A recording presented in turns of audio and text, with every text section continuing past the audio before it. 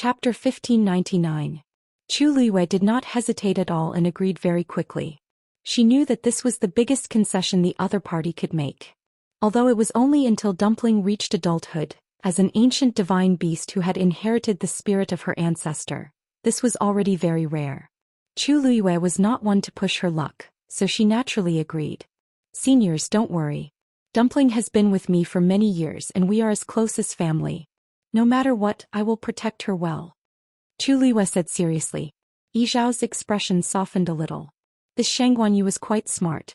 There were some things that he did not say in front of Dumpling, but Shang Guanyu understood. To be able to reach this stage at such a young age, she was indeed extraordinary. Yigong was shocked. Patriarch. Then it's settled.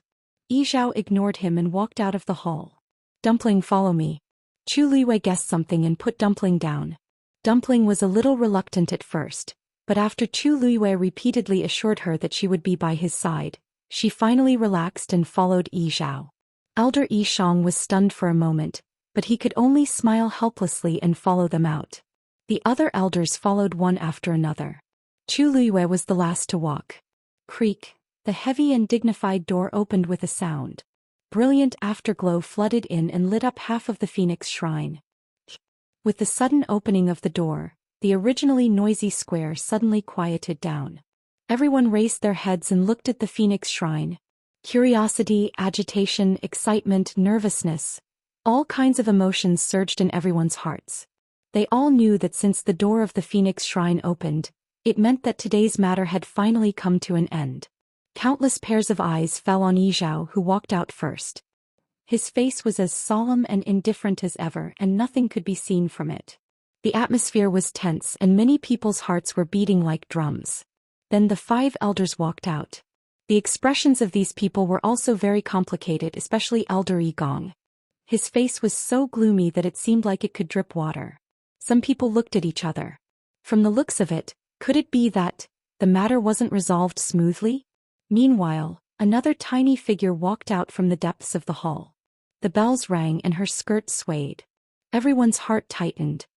Here it comes. Then they saw Dumpling walk to the clan leader's side. Compared to Yi Zhao's tall figure, Dumpling looked especially petite and dainty. But she stood there calm and composed, pure and sincere. Vaguely, there was even an indescribable air of nobility. Compared to Yi Zhao, who was full of dignity, he didn't lose much. Many people sighed inwardly. As expected of someone who had fused with the ancestral spirit. How could a child possess such an aura? Yi Zhao scanned the surroundings, his deep gaze sweeping across each and every one of them. There seemed to be a layer of invisible pressure shrouding over them. Everyone became even quieter. In the huge square, it was so quiet that one could hear a pin drop. Yi Zhao spoke in a deep voice. Dumpling was born with the purest bloodline. She has already taken human form and opened 4 meridians consecutively. She is indeed a role model for the younger generation. Moreover, she was appointed by the ancestral spirit and has fused with the ancestral spirit. She is the best candidate for the young clan leader. Therefore, from today onwards, Dumpling will be the young clan leader of our clan. When she reaches adulthood, she will succeed to the position of clan leader. He paused. Because she is still young, she will continue to cultivate and grow with Shang Guanyu until she reaches adulthood. As these words fell, everyone was stunned for a moment.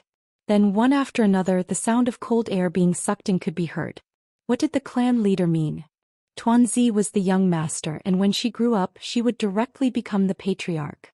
But more importantly, she would continue to follow Shang Guanyu until she reached adulthood? Didn't that mean that they had not broken the contract yet? How could this be? After a short moment of silence, there was an uproar in the square. Clan leader, I don't think this is appropriate. That's right. No matter what, we can't let someone with a bloodline contract with the human clan take on such a heavy responsibility, right? Dumpling is very talented, but for the position of the young clan leader, shouldn't we choose someone more suitable? Yi Zhao raised his eyelids. Why are you objecting so strongly? Do you have a better candidate, or do you want to go against the ancestral spirit's orders? This simple sentence successfully shut everyone's mouth. The ancestral spirit had already made his choice. Even the clan leader had no right to say anything, let alone them. Now that the ancestral spirit has fused with Dumpling's body, she breathes and shares the same fate as our clan. Naturally, she will carry out the heavy responsibility of reviving our clan seriously. Zhou frowned as he spoke. Why are you still standing there in a daze? Someone reacted first and hurriedly said, Greetings, young clan leader. This instantly reminded the rest of the people and they all bowed. Greetings, young clan leader. No matter what they thought, the matter was already set in stone and could not be changed. Since that was the case, the only thing they could do was to obey. Behind the crowd, Ran looked at the small figure standing beside Zhou from afar and his ears buzzed. Finally, he could not hold on any longer and collapsed to the ground. Zhou glanced over. He was the clan leader and everything that happened in the square was under his control. Naturally, he knew what was going on over there, but he did not care. Clan leader, someone seems to have fainted over there. Dumpling suddenly said. After hearing Zhou's words, she confirmed that she could continue to follow Chu Luiyue in the future. A huge rock in her heart was finally lifted and her mood was much better.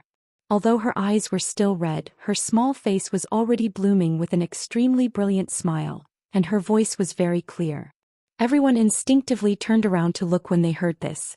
Only now did they notice that Ran had actually fallen unconscious on the ground. Many people secretly exchanged glances and they saw the shock in each other's eyes. They were so close but they did not notice, so how did Dumpling know? Zhou knew that Dumpling had fused with the ancestral spirit and was already different from ordinary people, so he was not too surprised and only turned to look at Yigong. Yigong, go and take him back. If he recuperates well, he might be able to recover sooner. Elder Yigong could only agree. Yes, however, just as he took a step, he heard Dumpling's voice again. He won't be able to recover. Elder Yigong suddenly turned around and frowned. Young clan leader, Ran is at least a little older than you. How can you curse him like this? Dumpling blinked. I'm telling the truth. His third meridian is broken and can't be repaired. If you don't believe me, go and see for yourself. Elder Yigong did not think much of it at first, but when he heard the last sentence, his heart skipped a beat. He immediately turned around and hurried over. Mobile users, please browse for a better reading experience from the Love Network. Chapter 1600. Everyone hurriedly opened up a path for him. Elder Yigong walked to Ran's side, squatted down and grabbed his wrist. A moment later, his expression changed drastically. He suddenly turned around to look at Dumpling. You? His face was filled with shock and there was a trace of disbelief in his eyes. Ran's third meridian was indeed broken. He was forcefully interrupted when he was opening his fourth meridian, and the backlash caused a certain amount of damage to his body. However, it was not as if there had never been a case of failure and backlash in the clan before, and no one's third meridian had been broken. Elder Yigong only needed to think carefully before he could roughly guess what had happened. Perhaps it was because Ran was clearly agitated after failing to open his meridian, and his chi and blood went berserk. That's why, in that situation, he should have calmed down and sorted out the chaotic power in his body as soon as possible, and not continued to argue and resist so angrily. Unfortunately, in the end, Ran could only blame himself for this. Elder Yigong gritted his teeth, the veins on his forehead bulged and his temples throbbed. He was extremely angry and aggrieved. All these years he had spent so much effort to nurture Ran. In the end it was all for nothing. With his third meridian broken, Ran would basically become a cripple in the future. However, he did not even have the right or reason to blame others. Seeing this scene, what else did everyone not understand? It seemed that Ran really couldn't make it. Many people sighed inwardly. Back then Ran was so proud and did not take any of his peers seriously. In the end, not only did he not become the young master, but he also became a cripple. In the future, it would be difficult for him to have a place in the entire clan. Zhou lowered his head curiously and asked, Dumpling, how do you know all this? Many people pricked up their ears when they heard that. Tuanzi pouted her lips. Of course I saw it. Everyone, Zhou's eyelids twitched violently. You saw it directly? One had to know that even he could not determine these things out of thin air. Dumpling. Yes. Dumpling nodded disapprovingly. Since it was so obvious, it was only natural for him to see through it. After receiving her affirmative answer, everyone fell silent. The purest bloodline and the ancestral spirit are actually so heaven-defying? There were still some people who were dissatisfied with Dumpling, but now they all shrank back. The clan leader was right. They were indeed unable to compare with Dumpling. Yizhao took a deep breath. After that, he didn't continue speaking about this matter and changed the topic. Since you've already become our clan's young master, you should follow me to the Phoenix Shrine and formally pay your respects to our ancestors. Dumpling nodded as if she understood. Yizhao turned around and led Dumpling into the Phoenix Shrine once more. When he stepped through the door, he brushed past Yishang and the others who were waiting at the door. The few of them bowed in unison but did not follow in. After entering the shrine, Yizhao's gaze fell on Chu Luyue, who was standing behind the door. Chu Luyue immediately understood what he meant. She straightened her back and smiled at Dumpling. Dumpling, follow the clan leader obediently. I'll wait for you outside. Dumpling nodded obediently. Chu Luyue then slipped out. The door slowly closed. Dumpling's figure quickly disappeared. Miss Shangguan, there are chairs over there. Please wait over there. It will probably take some time for the young master to pay respects to our ancestors. The one who spoke was Elder Yishang, and his tone was very polite. Chu Luyue curved her eyes. Thank you, but I'll just stand here. This place was closer to Dumpling. Although she knew that there should be layers of enchantments within the Phoenix Shrine, and such a short distance was meaningless, it was better for her to stay here. When Dumpling came out, she would be able to see her directly. Seeing her resolute attitude, Elder Yishang did not say anything more. He nodded, took a few steps back and waited patiently at the side. The people in the plaza did not return. They all returned to their original positions. It seemed that they had to wait together. After all, Dumpling was the young master of the Crimson Gold Sky Phoenix clan, who was selected only once every 1,000 years. Naturally, they had to wait here for the entire process to end. Elder Yi said to Elder Yi Gong with a smile. Great Elder, we're here. Don't worry. Taki ran back first. I'm afraid his body won't be able to hold on for long. Elder Yi Gong gritted his teeth in hatred. Unfortunately, he was completely defeated in this situation. He was powerless to fight back, so he could only grit his teeth and bear with it. He helped Yi ran up and quickly left. Chu Luyue only turned her head to take a glance, then quickly retracted her gaze. The other party was not at the same level, so there was nothing to be concerned about. On the other hand, Dumpling, since she had already fused with the ancestor's soul, this ancestor worship should be done quickly, right? Dumpling followed Yizhao into the Phoenix Shrine and walked towards the innermost part. It was very quiet all around. Dumpling looked around as she walked. The inside was actually not much different from the main hall outside. However, the deeper she went, the more she could feel the vast pressure. Finally, the two walked to the innermost part of the Phoenix Shrine. Looking at the door in front of her, which was much smaller but more awe-inspiring, Dumpling's eyes flashed. Yizhao stood in front of the door. According to the clan's rules, I can't go in with you. You can only go in by yourself. Dumpling nodded, stretched out her small hand and pushed the door open. Lifting her foot, her figure quickly disappeared behind the door. The door closed again. Digression. Lazy Sister Flowery 180 ******* 920 Leaf leisurely time Spicy Little Fairy quickly enter the group to contact the people around Pear Collar. Continue at 6 p.m. Mobile users, please browse and read. A better reading experience comes from the Love Network. Chapter 1601. The square outside the Phoenix Shrine was completely silent. Time passed slowly. The sun set and the starry night arrived. The lanterns in the Phoenix Shrine automatically lit up. The bright light caused the entire hall to be brightly lit, splendid and resplendent. The light from the windows elongated Chu Liyue's shadow. Chu Liyue looked up slightly. Only a few stars dotted the black night sky. It was quiet and serene. By rough calculation, Tuanzi had been in there for 6 hours, but she hadn't come out yet. Chu Liyue vaguely understood Elder Yishang's words. It seemed that Dumpling's ancestral worship would take a lot of time. But it was normal when she thought about it. Dumpling had the purest bloodline and had merged with the ancestor's soul. It was expected that it would take a little longer. Chu Liyue swept her gaze across the square without batting an eyelid. Then she quietly retracted her gaze. She could clearly feel that some people were still looking at her with different expressions. But compared to the beginning, they were much more restrained. More of them were actually curious. Chu Luiyue didn't care much about it. She had always been a person who respected others tenfold. As long as they didn't take the initiative to find trouble with her, she was happy to coexist peacefully with them. After all, Dumpling was now the young lord. When she came of age, she would be qualified to inherit the position of clan leader.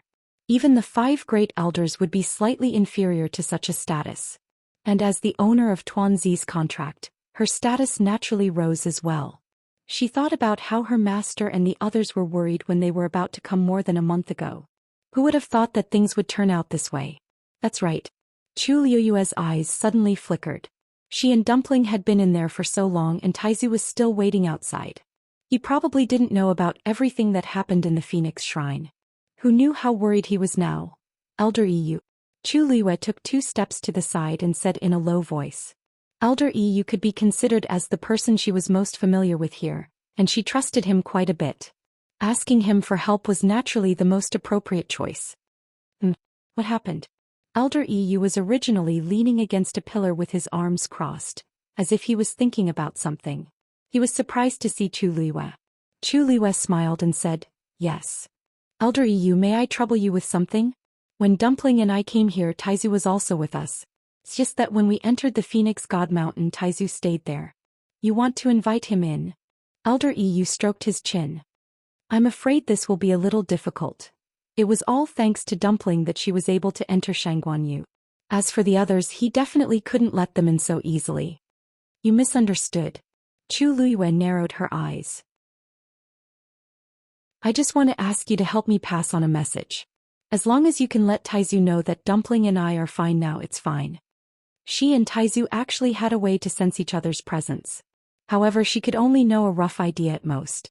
She couldn't know the specifics. If she could send a message out and let Taizu know that they were fine here, she would feel at ease. The main thing is, I don't know when Dumpling's matter will end, so... Oh, you're talking about that? Simple. Elder Yu was immediately amused when he heard that. I thought it was a big deal. Don't worry, leave it to me. As he spoke, he suddenly raised his hand. With a flash of light, a reddish gold feather appeared in his hand. He handed the feather to Chu Liuyue. If you have anything you want to say, just write it down with this thing. Alright, remember to use fire when you write. Of course, ordinary humans wouldn't be able to use this thing.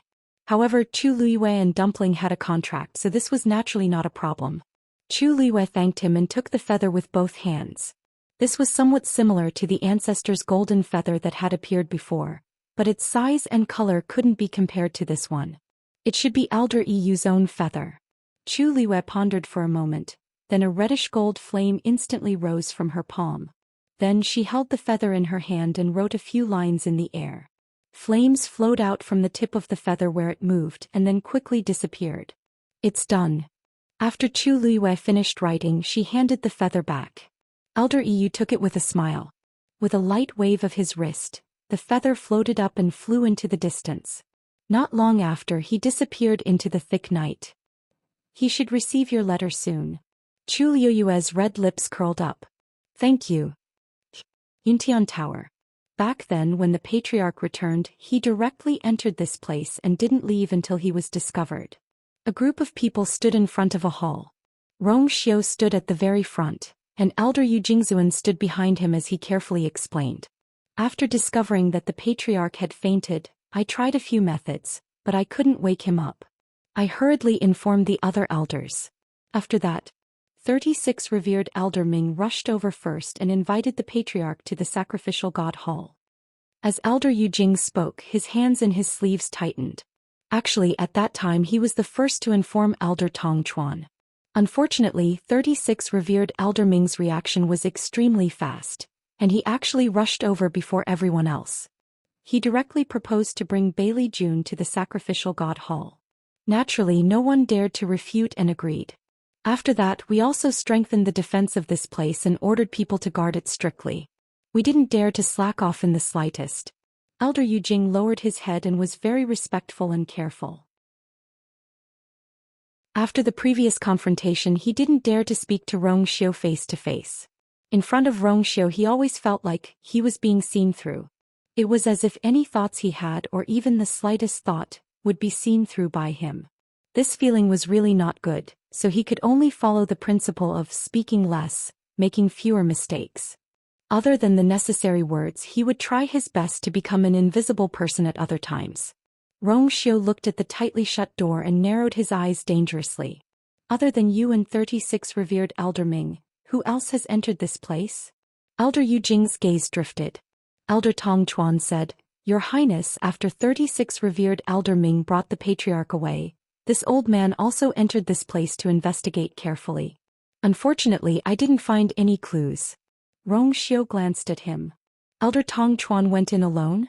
Elder Tong Chuan hesitated for a moment. Elder Yu Jing also accompanied him. Xiu's scarlet lips curled up slightly. They were all his people, so it wasn't that important whether they went in together or not. He turned his gaze. 36 revered Elder Ming, didn't you notice anything unusual at that time? 36 revered Elder Ming frowned and shook his head. At that time he had indeed investigated seriously, but Xiu nodded in understanding. He lifted his clothes and walked forward. Then I will go in and take a look myself. Mobile users, please browse and read. A better reading experience comes from the Love Network.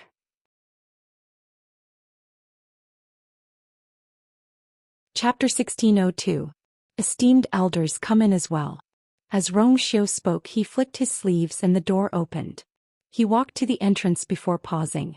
Then he turned around and said with an impassive smile, If any of you have any doubts, feel free to follow me. The crowd stared at one another and the atmosphere turned a little awkward. Previously in the ethereal hall, they were rendered speechless by Xiu's rebuttal and questioning. After which Xiu proposed to take a look personally. Given the current situation, it was clear that he was still targeting them. Was there any doubt in his heart? Wasn't he mocking them for doubting and questioning him previously? 36 esteemed Elder Ming took the lead and followed behind him. It's good for everyone to come in and take a look. Perhaps we might have really missed something previously, and we can rely on everyone's help to find some clues. Esteemed Elder Tong Chuan's face darkened and he quickly followed behind. After which it was esteemed Elder Yu Jing and the others. The various clan heads hesitated for a moment. Seeing Xiu and the others gradually disappearing from sight, they felt a little uneasy. Eventually they gritted their teeth and followed behind him. Bailey Jun was the clan head. Naturally, his residence was extravagant. Xiu walked all the way to Bailey Jun's bedroom.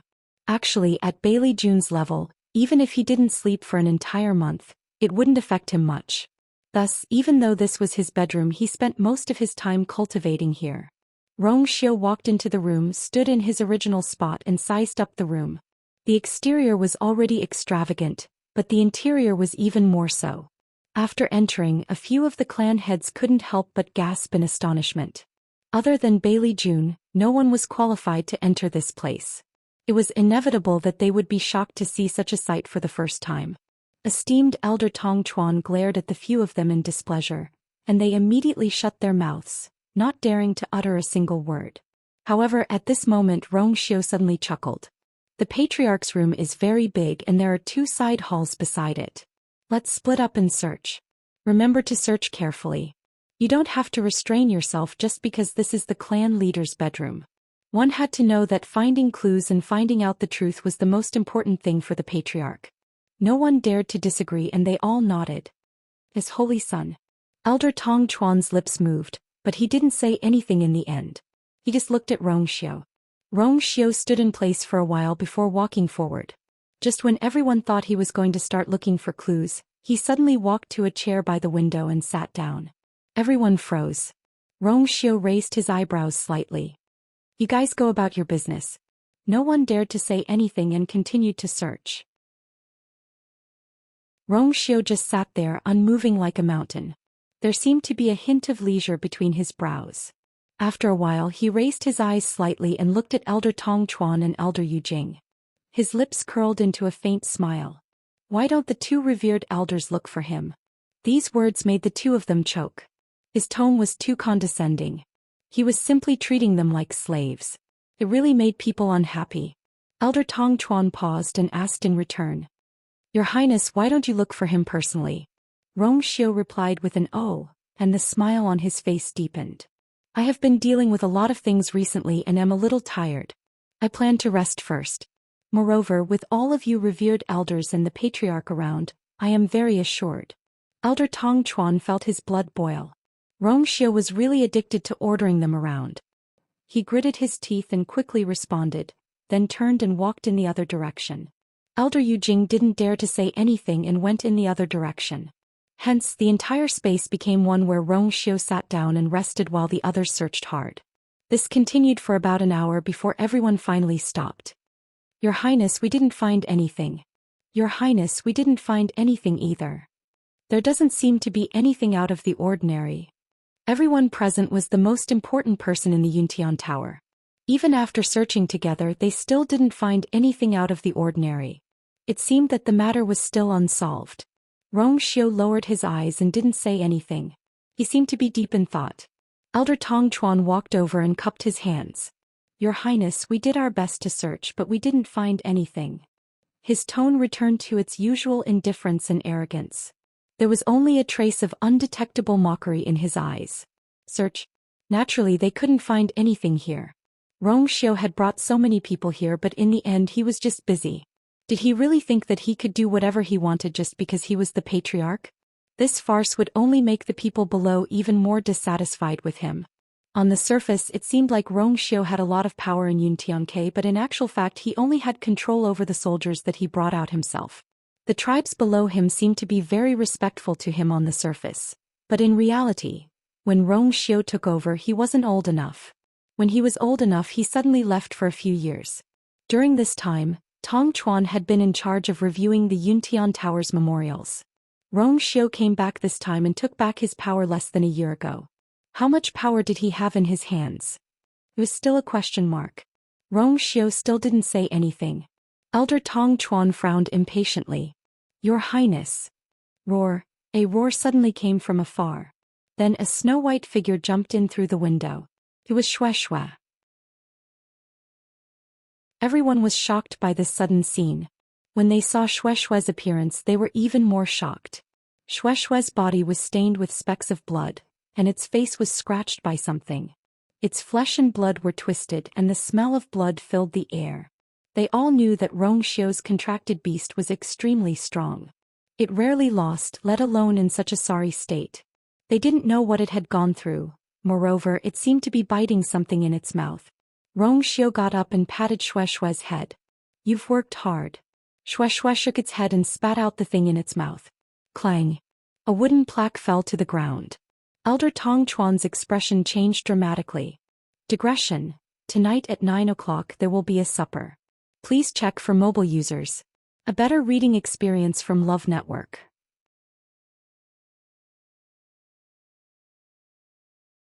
Chapter 1603. It was a black wooden tablet stained with mottled blood. It lay quietly on the ground, emitting a scarlet cold light. Some kind of pattern could be vaguely seen on it. Everyone present looked over with a blank expression. Why did Xianxia suddenly bring this thing back at this time? Among the crowd, only respected Elder Tong Chuan's face was pale and ugly. His hands moved in his sleeves, but his feet seemed to be nailed to the ground, unable to move. This is 36. Respected Elder Ming took a step forward and took a look. Suddenly his expression changed. This is the Black Demon Cave's wooden tablet. Wait. The grade of this wooden tablet doesn't seem to be low. Respected Elder has good eyesight. Wuxia raised his eyebrows slightly. Only the 8 hall masters of the Black Demon Cave have this wooden tablet. In the Black Demon Cave, the hall master status was second only to their demon master. They were all powerful existences that could intimidate a region. When everyone heard this, they all revealed a look of shock. Hall master? Hasn't the Black Demon Cave been hidden for many years? Why did they suddenly appear now? The higher the status of the people of the Black Demon Cave, the more they value the wooden tablet. A wooden tablet of such a grade is extremely difficult to find. I wonder where you got this piece from? 36. Respected Elder Ming frowned. Could it be that Xianxia had a conflict with one of the hall masters of the Black Demon Cave? It seemed that this wooden tablet was not easy to obtain. Even Xianxia was injured. Xianxia exhaled and looked at respected Elder Tong Chuan. Her icy blue eyes were as sharp as ice blades. It was as if she wanted to peel off a layer of his skin. Respected Elder Tong Chuan's heart sank. When he saw Dumpling return with the wooden tablet, he already knew that something bad would happen. He just held on to the last glimmer of hope that they did not notice. But now it seemed that it was impossible. Sensing Dumpling's gaze, everyone was puzzled at first. Then their expressions became strange. It was not right for Dumpling to target respected Elder Tong Chuan. And respected Elder Tong Chuan's reaction was even more wrong. Rong Xiu raised his chin and said indifferently, "Respected Elder Tong Chuan, aren't you going to claim this item?" As soon as he finished speaking, the originally quiet room became even more deathly still. Although they had expected that something was wrong, many people still widened their eyes in shock when they heard the hidden meaning in Rong Xiu's words. Isn't this the wooden token of the Hall Master of the Black Demon Cave? How could the Holy Sun be recognized by Elder Tong Chuan? This old man doesn't know what your highness means. Senior Tong Chuan clenched his fists in his old sleeves, trying his best to make his voice sound as calm as usual. However, his heart was beating crazily and his blood was gushing as if it was about to explode at any moment. Some time ago I felt that the Yuntian Tower was a little dirty. After I left, I got Shui to guard this place in secret. After such a long time, she has indeed gained something. Rong Xiu said slowly. His voice was slightly drawn out and there was a hint of carelessness in it. However, a thread in respected Elder Tong Chuan's mind suddenly tightened. The slightest carelessness would cause it to snap. Respected Elder Tong Chuan, this wooden token was indeed taken back by Shui from someone. Now that person is already dead. However, there is still a trace of aura left on this wooden token. It is obvious that the person who died was not the true owner of this wooden token. The most important thing is that the aura inside is very familiar to I. Why don't respected Elder Tong Chuan take a look personally? Do you also feel that déjà vu? Respected Elder Tong Chuan's body stiffened. A chill suddenly surged up from the bottom of his feet. Rong Xiu's thin lips curled up slightly as if he was smiling. However, his deep phoenix eyes were like the coldest and sharpest sword, piercing straight into one's heart. If I am not wrong, this aura seems to be very similar to respected Elder Tong Chuan's aura. As soon as he finished speaking, the temperature in the room plummeted, as if it was frozen. At this moment, even the air seemed to have frozen. I wonder if respected Elder Tong Chuan has anything to say about this? There was no anger on Rong Xiu's face. His handsome and devilish face was calm. The corners of his eyes and brows carried the usual indifference and coldness. His brows were slightly raised and the corners of his mouth were slightly curled, adding a bit of indifference. Respected Elder Tong Chuan's lips moved. However, he felt that his throat was dry and tight. When he spoke, his voice was also inexplicably hoarse and tighter. This old man doesn't know. Oh right, there is something I almost forgot. Rong Xiu suddenly interrupted him and smiled. Previously I said that I did not find out the reason why the clan leader is unconscious. However, when I saw this wooden token just now, I suddenly thought of something. The people of the Black Demon Cave are very strong. They can use some kind of seal to make people unconscious. This kind of seal is extremely sinister and vicious. Because other than being unconscious, there is nothing wrong with the sealed person's body. However, as time passes, the sealed person's strength will gradually dissipate. Their soul will also completely collapse after being tortured. At most a year, at least 3 months, the sealed person's soul will quietly be destroyed and they will completely die. Now that I think about it, the clan leader should be under this seal. Respected Elder Tong Chuan, what do you think? Respected Elder Tong Chuan's face could no longer be described as ugly. He looked at Rong Xiu in shock and absent-mindedness. It seemed that he did not expect him to say such a thing. How do you know? No. This old man does not understand what your highness just said. Respected Elder Tong Chuan tried to deny it. However, at this time all his words sounded particularly weak. Respected Elder Tong Chuan wants to ask, how did I know about these top-secret spells of the Black Demon Cave? Rong Xiu chuckled. A few years ago someone wanted to place this seal on I. Unfortunately, they did not succeed. However, these things, I knew about it from then on. Respected Elder Tong Chuan, do you want to know who that person is? Digression. Eat good night, mobile users. Please browse for a better reading experience from the Love Network.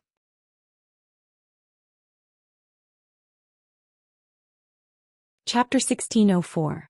The last trace of blood on revered Elder Tong Chuan's face completely faded. Everyone was shocked. 36 Revered Elder Ming frowned and took a step forward. Your Highness, I'm fine. Rong Xiu smiled faintly. I don't care about these tricks. 36 Revered Elder Ming pursed his lips. There was still a hint of self-blame and guilt between his brows. This old man is incompetent. I actually failed to sense the danger your Highness was in. Although Rong Xiu had downplayed it, it was not difficult to imagine how powerful the seal was from his description just now. He could explain it in a few words, but anyone who thought about it would know that Rong Xiu must have experienced all kinds of difficulties and dangers back then. And he was completely unaware of all of this. Ever since Rong Xiu returned to the Yuntian Tower back then, 36 Revered Elder Ming had always taken good care of him and almost treated him as half a son. However, he did not expect that there would be such a huge mistake. As if guessing his thoughts, Rong Xiu's gaze became gentler. Speaking of which, this happened a few years ago when I had just left the Yuntian Tower. It's normal that you don't know about it. 36 Revered Elder Ming came to a realization. So that's how it is. At that time Rong Xiu had just taken over. On the surface, the Yuntian Tower looked peaceful, but in reality there were undercurrents. At that time he stayed behind to take care of Rong Xiu and did not go out with Rong Xiu. After that, Rong Xiu kept in contact with him, so he stayed in the Yuntian Tower at ease and did not think too much about it. He knew there would be such a thing. Rong Xiu looked at Revered Elder Tong Chuan again and raised his eyebrows. His gaze was as if it was tangible, and it was filled with deterrence as it landed on Revered Elder Tong Chuan. Revered Elder Tong Chuan's eyelids twitched. Your Highness, are you suspecting that I was the one who attacked you back then? He suddenly sneered. Your Highness, this old man was born as a member of the Yuntian Tower. For hundreds of years I have been loyal and devoted. Countless people in the Yuntian Tower can testify to this. You can say that this old man is arrogant and hot-tempered, but this is absolutely impossible. You are the holy son of the Yuntian Tower, and the person with the highest bloodline talent in the Yuntian Tower in the past 1,000 years. Why would this old man want to kill you? Or did they use the methods of the Black Demon Cave? Elder Tong Chuan's expression was furious, as if he had suffered a great humiliation and grievance, and was extremely angry. You slandered this old man like this today. If you can't produce evidence, this old man will definitely not agree. His angry and agitated voice echoed throughout the room. The expressions of many people around him began to waver. To be honest, Elder Tong Chuan might not have been that respectful to the saint, and he might have even wanted to seize power for himself. However, he had nothing to say about the Yuntian Tower. How could he have anything to do with the people of the Black Demon Cave? Not to mention, Rong Xiu was saying that Elder Tong Chuan was one of the 8 Hall Masters of the Black Demon Cave? This sounded even more ridiculous. Rong Xiu glanced at him and nodded with a smile. Okay. Elder Tong Chuan was stunned for a moment before he realized what Rong Xiu meant. It seemed that he really had evidence. Then he saw Rong Xiu raise his chin at Xianxia and say very gently, the Black Demon Cave seal of the Black Demon Cave is very precious. The Black Demon Cave's Hall Master's sea buckthorn wooden tablet is extremely precious. I'm sure it'll be extremely effective if I use it to grind my teeth. Roar. Xianxia let out a low roar, then pounced forward and held the wooden token in its mouth. Its sharp white teeth bit down on the black wooden token, flashing with a cold light. Elder Tong Chuan's heart skipped a beat, then he forced himself to calm down. It was just a divine beast. If it wanted to destroy this wooden token, it was still, crack. Xianxia bit down hard and a crack instantly appeared on the wooden token. Elder Tong Chuan widened his eyes in shock. How is this possible? When did that beast have such combat strength? Before he could figure it out, a second crisp sound was heard. Crack. The sound of the wooden token cracking sounded like a death sentence in Elder Tong Chuan's ears. He didn't think and immediately moved to snatch the token back from Xianxia's mouth. Whoosh. The moment he moved, his eyes flashed and Rong Xiu appeared in front of him, silently stopping his actions. Elder Tong Chuan, what are you doing? Since that wooden token belongs to one of the 8 Hall Masters, as long as it's destroyed, Even if the owner of the wooden token isn't here, he will suffer a severe backlash. But why are you in such a hurry? Elder Tong Chuan's face was pale and large amounts of sweat appeared on his forehead. He looked up and saw Rong Xiu looking at him with a faint smile. Oh no. Elder Tong Chuan's heart sank. No matter how much he said before when he attacked, it was equivalent to admitting to all of Rong Xiu's accusations. Elder Tong Chuan gritted his teeth, and a black fog suddenly appeared in the depths of his eyes. A cold and sinister aura instantly spread out from his body. Rong Xiu narrowed his eyes, and the smile on his face seemed to be covered with a layer of frost, cold and biting. Suddenly the aura around Elder Tong Chuan surged. He suddenly raised his arm. A long black saber suddenly appeared in his hand. In the next moment he stabbed towards Rong Xiu without hesitation. The two of them were very close and Elder Tong Chuan's attack was very sudden. The sharp blade was about to land on Rong Xiu's shoulder. Your Highness, be careful. Everyone was shocked. No one expected Elder Tong Chuan to attack without hesitation, and his attack was so ruthless. 36 Elder Ming waved his sleeves, and a ray of force flew out, heading straight for Elder Tong Chuan's back. However, at this moment, a layer of black fog suddenly appeared around Rong Xiu and Elder Tong Chuan, and it instantly condensed into a barrier, sealing them within. Plang. 36 revered Elder Ming's origin power hit the barrier and let out a muffled sound. The barrier shook and circles of ripples appeared, but it did not shatter. 36 Elder Ming and the rest's expressions changed. His strength was slightly stronger than Elder Tong Chuan, but from the situation of this barrier, Elder Tong Chuan seemed to be able to stand up to him as an equal. At this moment, Elder Tong Chuan had arrived and he had already slashed down. Everyone subconsciously held their breaths. However, Rong Xiu's footsteps shifted slightly, and he narrowly avoided this attack. The space beside him was actually torn open by that black saber. A cluster of golden flames suddenly appeared in Rong Xiu's palm. After missing his attack, Elder Tong Chuan did not continue fighting. He actually turned around and slashed towards Xianxia. The most important thing now was to retrieve that wooden tablet. Xianxia leaped and quickly dodged. Elder Tong Chuan was shocked and he was in disbelief.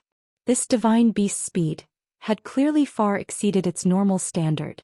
Xianxia bit that wooden tablet and for the first time, it was glad that it was sent to Red Moon Desert by its master. Turned around and jumped out of the window. Mobile users, please browse and read. A better reading experience comes from Love Network.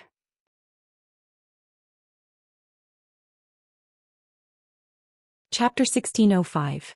Respected Elder Tong Chuan immediately chased after him. But before he could move, a golden light flashed in front of him. In the next moment, a golden flame formed a barrier in front of him. Scram! Respected Elder Tong Chuan's old voice exploded with a hoarse roar. At this moment his eyes were completely covered by the black fog. Cold, mournful, cold, it made people shudder when they looked at it. He raised his hand and slashed down fiercely. Right now he could not care about anything else. The most important thing was to get that black wooden tablet back. With one slash, that golden flame was split apart from the middle. Just as respected Elder Tong Chuan was about to pass through it, he saw that the flame actually split into 2 ropes and surrounded him from both sides. He subconsciously dodged and crazily waved the black blade in his hand, wanting to block it outside. Because he was too clear about how terrifying Rong Xiu's flame was. Once entangled, poof, a golden spark suddenly exploded beside his ear. Respected Elder Tong Chuan turned his head stiffly and discovered that there was already a small ball of golden flame behind him. At this moment, the golden flame blossomed and transformed into countless resplendent rays of light that floated in the air. Respected Elder Tong Chuan was shocked. He subconsciously raised his head to take a look. Outside the window, Xianxia's figure had already disappeared. But within his body there was an intense pain. This was, the wooden tablet was beginning to be destroyed. Respected Elder Tong Chuan became more and more alarmed. A strange sound suddenly entered his ears. Respected Elder Tong Chuan regained his senses and instantly opened his eyes wide in shock. Unknowingly, those stars were dancing in all directions, drawing out streaks of flowing light. They intertwined with each other and actually formed an incomparably complicated profound formation. This Xian formation was not big, but it firmly bound him within it. His heart was uneasy and he wanted to break free. But at this moment he suddenly realized that he could not use the force in his body. I have been researching this God-sealing formation for a long time, and only today did I have the chance to test it out. It looks pretty good, Xiao said unhurriedly. There was even a slight smile on his face, as if he was quite satisfied with the effects of this profound formation. Elder Tongchuan, however, was greatly shocked. How could this be? Xiao was only a high deity.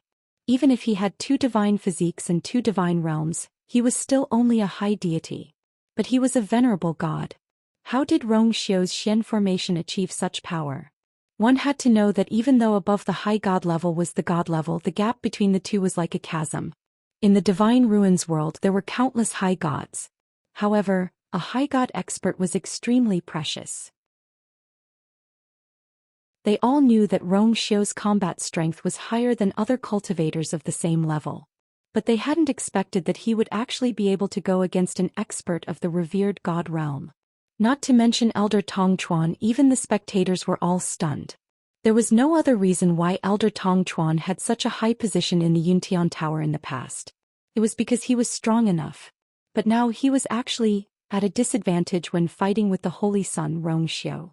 Xiao didn't give Elder Tongchuan much time to react. He raised his hand slowly. His long and slender fingers gently clenched. Buzz. The god-sealing formation shone brightly. In an instant, Elder Tongchuan felt as if his entire body was being ruthlessly crushed by something. Intense pain came from every part of his body. It was almost maddening. Elder Tongchuan finally couldn't hold it in and let out a shrill cry of pain. Surrounded by the light, no one could see his appearance clearly. They could only roughly see the outline of his body and the blood that was constantly dripping from the ground. The strange thing was that the color of the blood was actually black and red, and it carried a strong stench. On the ground, the exquisite jade tiles seemed to be corroded by the blood. They emitted a sizzling sound and black fog was emitted. This scene made everyone's hair stand on end. If they still couldn't see that Elder Tongchuan was from the Black Demon Cave, then they didn't need to stay in the Divine Ruins world. Elder Tongchuan's voice gradually became softer. He also seemed to have stopped struggling. Only the blood on the ground was increasing. At a certain moment, the layer of black fog that Elder Tongchuan had set up suddenly shattered. Bang!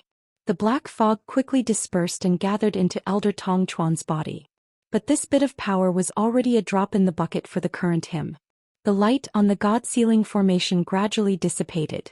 Elder Tongchuan's figure reappeared in everyone's line of sight. Someone couldn't help but suck in a breath of cold air, then immediately fell silent. The room was deathly silent. But in every pair of eyes, there was still shock and horror that hadn't faded. At this moment, the person who had reappeared in front of them could no longer be considered a person. Elder Tongchuan's entire body seemed to have been sucked dry by something, becoming shriveled and withered. His cheeks were deeply sunken and there wasn't the slightest trace of blood on his face. Only a pair of already black eyes were staring, filled with panic, mournful and resentment. Looking at it made one's heart uneasy. And in between his eyebrows, a totem had unknowingly appeared. That wasn't the totem of the Yuntian Tower, but the Black Demon Cave. Suddenly Elder Tongchuan opened his mouth. A hoarse, low and sinister laugh that was completely different came from afar. Xiao, I've really underestimated you. Digression. Insomnia yesterday, not in the right state in the morning. 6 p.m. Mobile users, please browse and read, a better reading experience from the Love Network.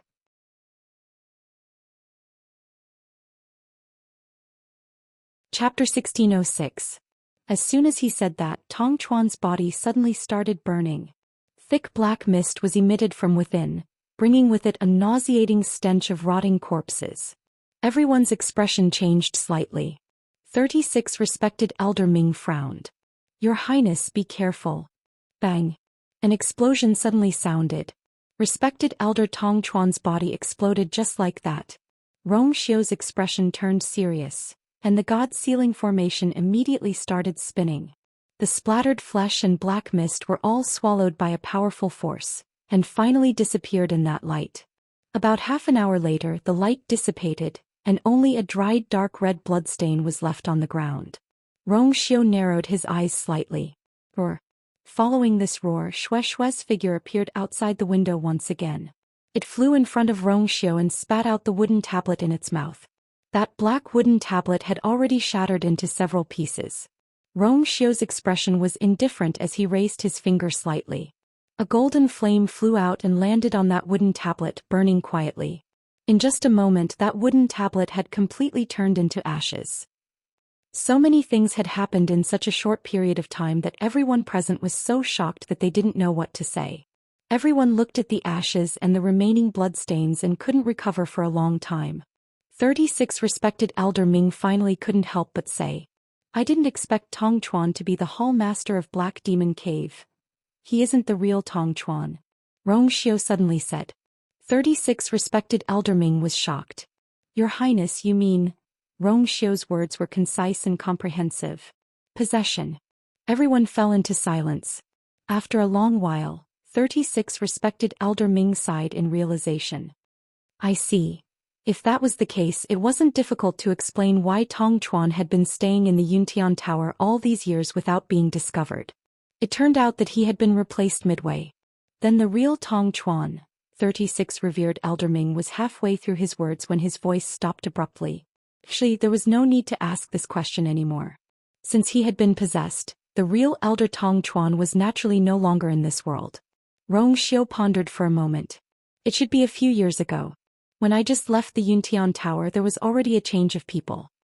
In fact, he had already had suspicions since then, but because he had other things to do at that time, he did not personally investigate. From then on, Elder Tong Chuan didn't reveal any abnormalities, nor did he leave behind any evidence. If he wanted to investigate further, it would be even more difficult. Until the incident on Bailey June. But hasn't the Black Demon Cave gone into seclusion in recent years? Why would they go through so much trouble to send a Hall Master to sneak into our Yuntian Tower? The other supremacy was confused as he silently glanced at Rong Xiu. Furthermore, the other party's target seemed to be the successor? Even this time, the target of the attack on clan leader Bailey June seemed to be Rong Xiu. Only by living in seclusion can one have the time and energy to do other things, Rong Xiu said indifferently. Actually, the voice just now didn't belong to the possessed Hall Master, but, in order to deal with him, the other party had used all kinds of methods, even sacrificing a Hall Master. 36 Great Lord Ming asked in a deep voice. "Your Highness, what should we do after this? Do you have any plans?" The other party had bullied them. This matter couldn't be let go just like that. Moreover, Elder Tong Chuan had always held an important position in the Yuntian Tower. Who knew how many secrets he had stolen? If one were to calculate this debt, it would be even more shocking. "Their target is I."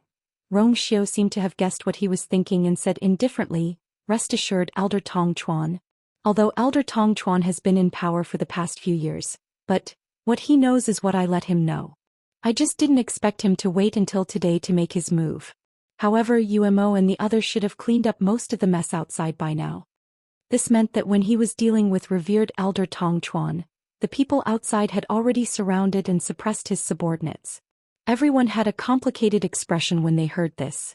Shock, surprise, lamentation.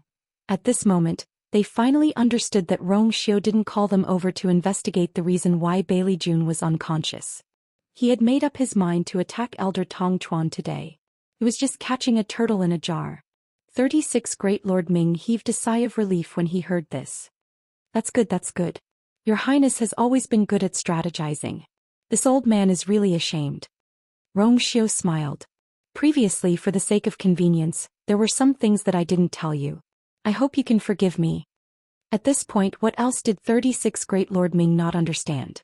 Rong Xiu seemed to have left the Yuntian Tower for the past few years and didn't put much effort into the matters here.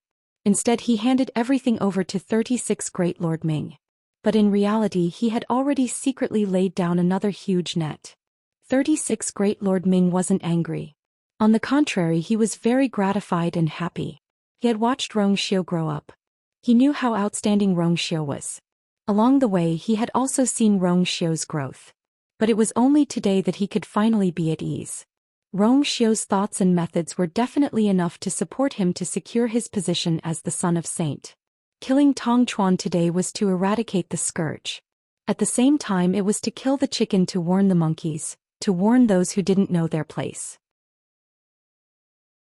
Even someone like Elder Tong Chuan didn't have a good ending in Rong Xiu's hands, let alone them. 36 Great Lord Ming looked around and nodded in satisfaction when he saw their expressions. From today onwards, all the troubles in the Yuntian Tower should be resolved. One of them had an especially interesting expression. 36 Great Lord Ming raised his eyebrows. Great Lord Yujing, you have always been close to Elder Tong Chuan. These matters, I don't know. Without waiting for him to finish, Great Lord Yujing hurriedly denied it. He looked nervously at Rong Xiu with a pale face. Your Highness is wise.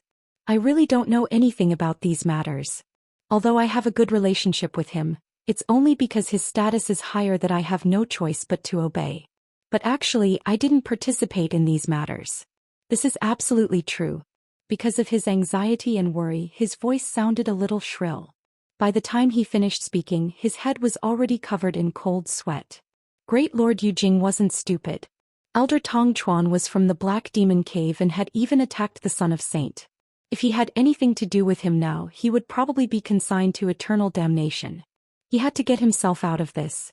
Rong Xiu lowered his eyes and glanced at Shui. Go clean up the Spring of Harmony. It's too dirty. The Spring of Harmony was a hot spring on Duming Peak. Usually very few people were qualified to go there. Most importantly, the spring water of the Spring of Harmony had the effect of healing injuries. Shui's injuries weren't light this time. Hearing this, Shui responded happily and hurriedly turned to leave. Rong Xiu then raised his eyes and looked at Great Lord Yujing. He raised his eyebrows slightly with a faint smile. You really don't know anything? Mobile users, please browse and read. A better reading experience comes from Love Network.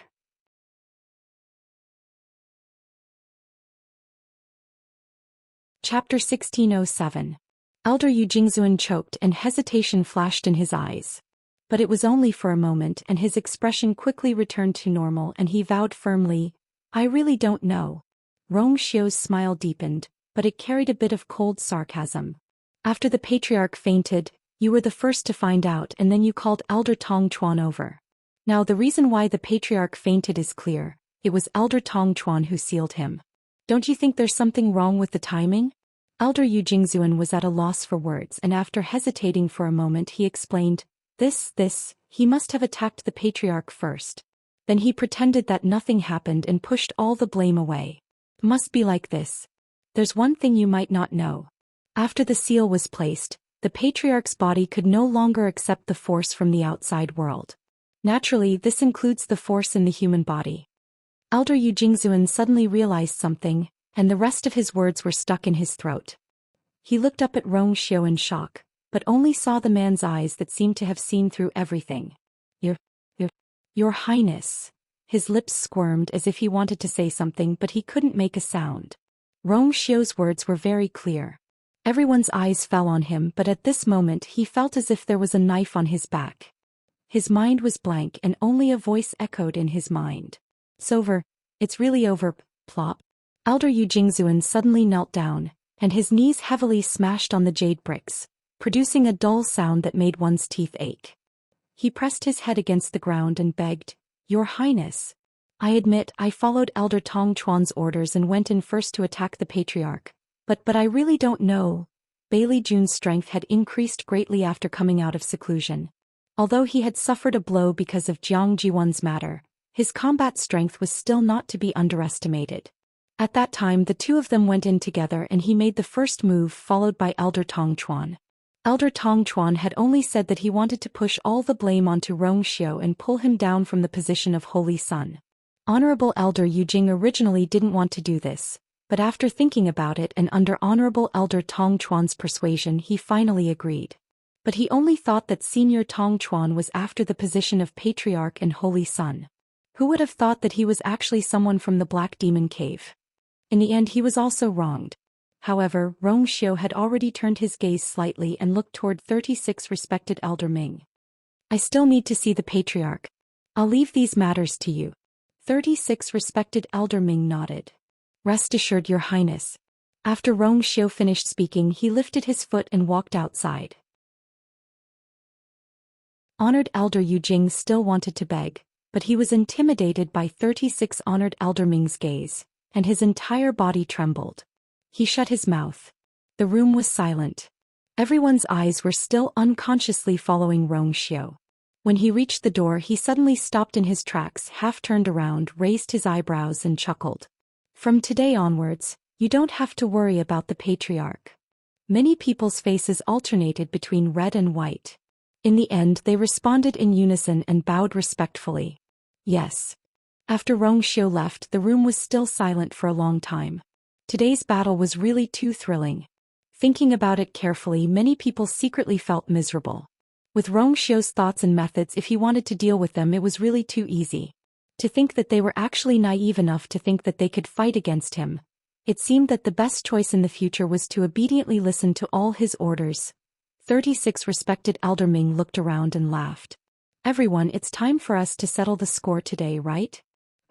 When Rong Xiu walked out of the main hall, Yan Qing, who was waiting outside, hurriedly came forward to welcome him. Your Highness. UMO sent news that the matter is almost settled. Rong Xiu raised his eyebrows slightly. He's really fast. Your Highness has already arranged everything before, so it's natural that you're quick to pull in the net. Rong Xiu glanced at him and smiled. Your acting skills have also improved. A rare look of embarrassment appeared on Yan Qing's iceberg-like face. Your Highness, you flatter me. These are all what I should do.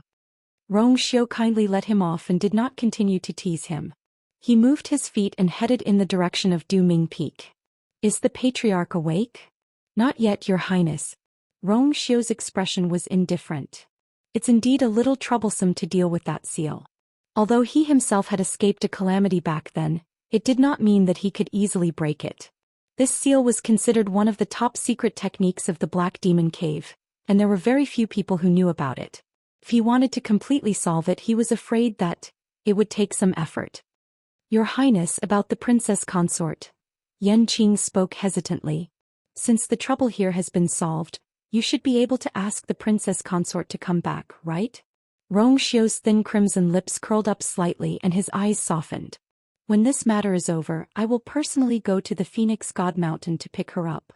Previously, he pretended to rush back to the Yuntian Tower and did not tell her the truth. In fact, he wanted to take care of these things before bringing her back. The crimson gold heavenly phoenix was enough for her to worry about. Yan Qing was taken aback, but immediately returned to normal and responded respectfully. As they spoke, the two had already reached the top of Duming Peak. Rong Xiu flew down and landed on a black jade stone. The soldiers in charge of guarding around saluted in unison. Greetings, Your Highness.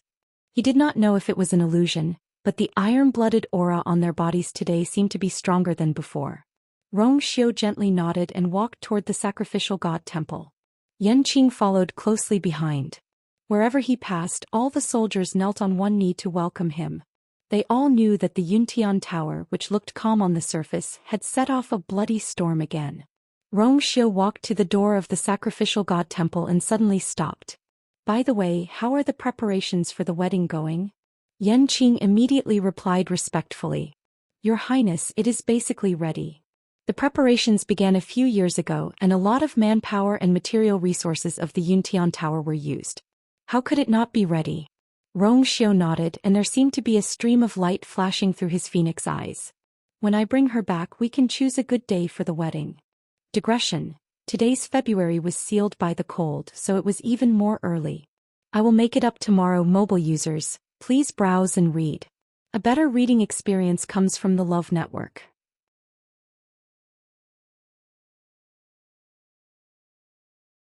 Chapter 1608.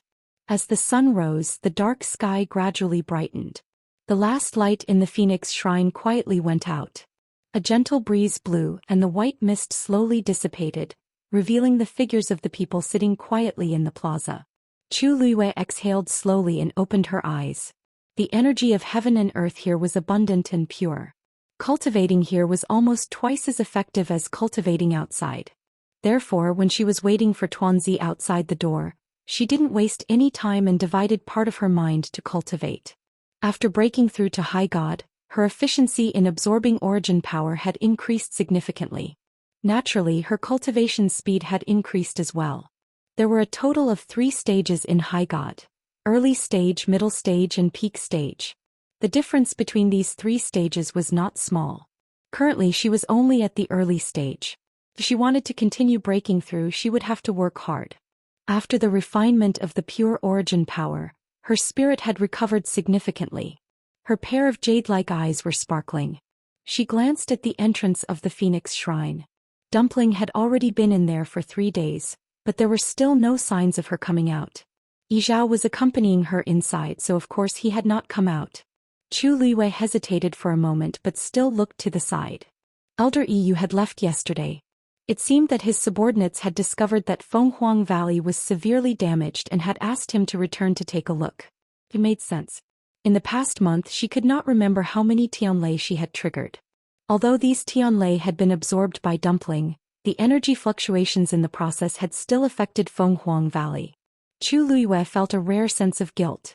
He wanted to go with him. However, Elder Yu waved his hand and told her to continue waiting for Dumpling.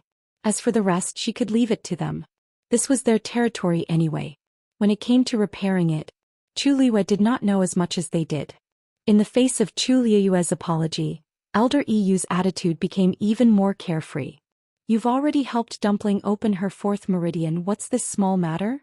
Dumpling's significance to the Crimson Gold Sky Phoenix clan was immeasurable. Even if Fenghuang Valley was destroyed, they would have nothing to say. Fenghuang Valley could be rebuilt, but there might not be a second Dumpling. Since the other party said so, Chu Liwei did not insist. After the first day, Elder Yi Gong never appeared again. Thus, at this moment there were 3 other elders waiting outside the palace. Chu Liwei looked at Elder Yi Shang, who was the closest to him. "Elder Yi Shang, pardon me for asking, but does the ancestral worship always take so long?" Elder Yi Shang looked back and smiled gently. Under normal circumstances, the young lord only needs 1 day to worship the ancestors. But Dumpling is a little special. It's normal for her to take a little longer. Chu Liwei pursed her lips. Of course she was clear on this point. But it had already been 3 days and there was no movement at all. This made her feel nervous. "Then, do you know how long it will take?" Elder Yi Shang shook his head. "This depends on her."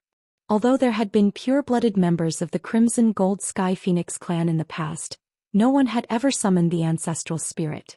This was Dumpling's first time. They did not have much experience, so they did not say much. Chu Liwei nodded in understanding and could only continue waiting patiently. Luckily, she and Dumpling could sense each other. She felt that there should be no problem. Suddenly, Chu Liwei felt a slight fluctuation in her energy center. Her expression froze. Moments later, the fluctuation came again, and this time it was clearly bigger than the first time. Came from that water droplet. In the unseen world, there seemed to be something vaguely summoning. Chu Liwei raised her eyes and looked in the direction of the summoning. She immediately held her breath. This power seemed to be coming from the Phoenix Shrine. She looked around her. Everyone's expression was normal and there seemed to be no difference. This power seemed to be summoning only her? Chu Liue's eyebrows twitched. She could feel that this summoning power was extremely vast and powerful, with an astonishing pressure that could not be defied. Even Yi Zhao from before couldn't be compared to him. It was just that this power was very gentle to her, so although it fell on her body, it did not make her feel uncomfortable. In an instant, a ridiculous and bold guess flashed through Chu Liue's mind. Who else could possess such summoning power other than the ancestors of the Crimson Gold Heavenly Phoenix clan who had been worshipped by the Phoenix Divine Hall for generations? But she was the only human here, and the only connection between her and the Crimson Gold Sky Phoenix was Dumpling. How could... Suddenly, Chu Liue's thoughts came to a decision. Could it be because of Dumpling? Gradually, the fluctuation became stronger and stronger, and Chu Liwei could no longer ignore it. Finally, before Chu Liwei took the initiative to speak, the door of the Phoenix Shrine suddenly opened. Creak. This long and vicissitude sound was particularly clear in the quiet square.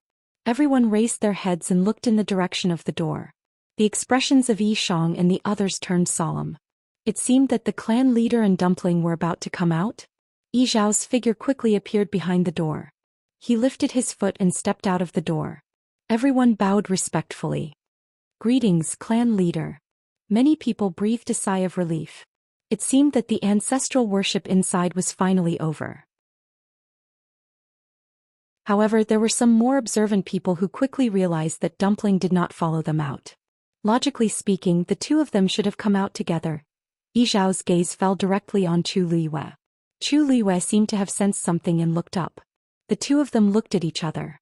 Chu Liyue could clearly see the complicated emotions surging in Yi Zhao's eyes. Then he heard Yi Zhao say, "Shengguanyu, you go in." These few simple words stunned everyone on the spot. Some even rubbed their ears, thinking that they were hallucinating. Some looked at each other, and from the shock in each other's eyes, they confirmed the clan leader's words. Yishang and the others were also stunned. Although Shengguanyu had entered the Phoenix Shrine twice before, it was under special circumstances. But it was different now. Dumpling was inside worshipping her ancestors. Why was Shengguanyu suddenly asked to go in at this time? However, when they saw Yi Zhao's serious expression, they did not dare to ask too much. They subconsciously looked at Chu Liyue.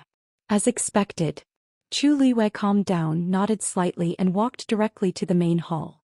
Everyone's eyes unconsciously followed her movements. When she brushed past Yi Zhao, Chu Liyue could clearly feel that Yi Zhao was sizing her up. The look in his eyes was different from his usual expression. Although he looked calm on the surface, it was obvious that the waves in his heart had not calmed down. Chu Liyue paused for a moment, then continued to walk into the Phoenix Shrine without looking sideways.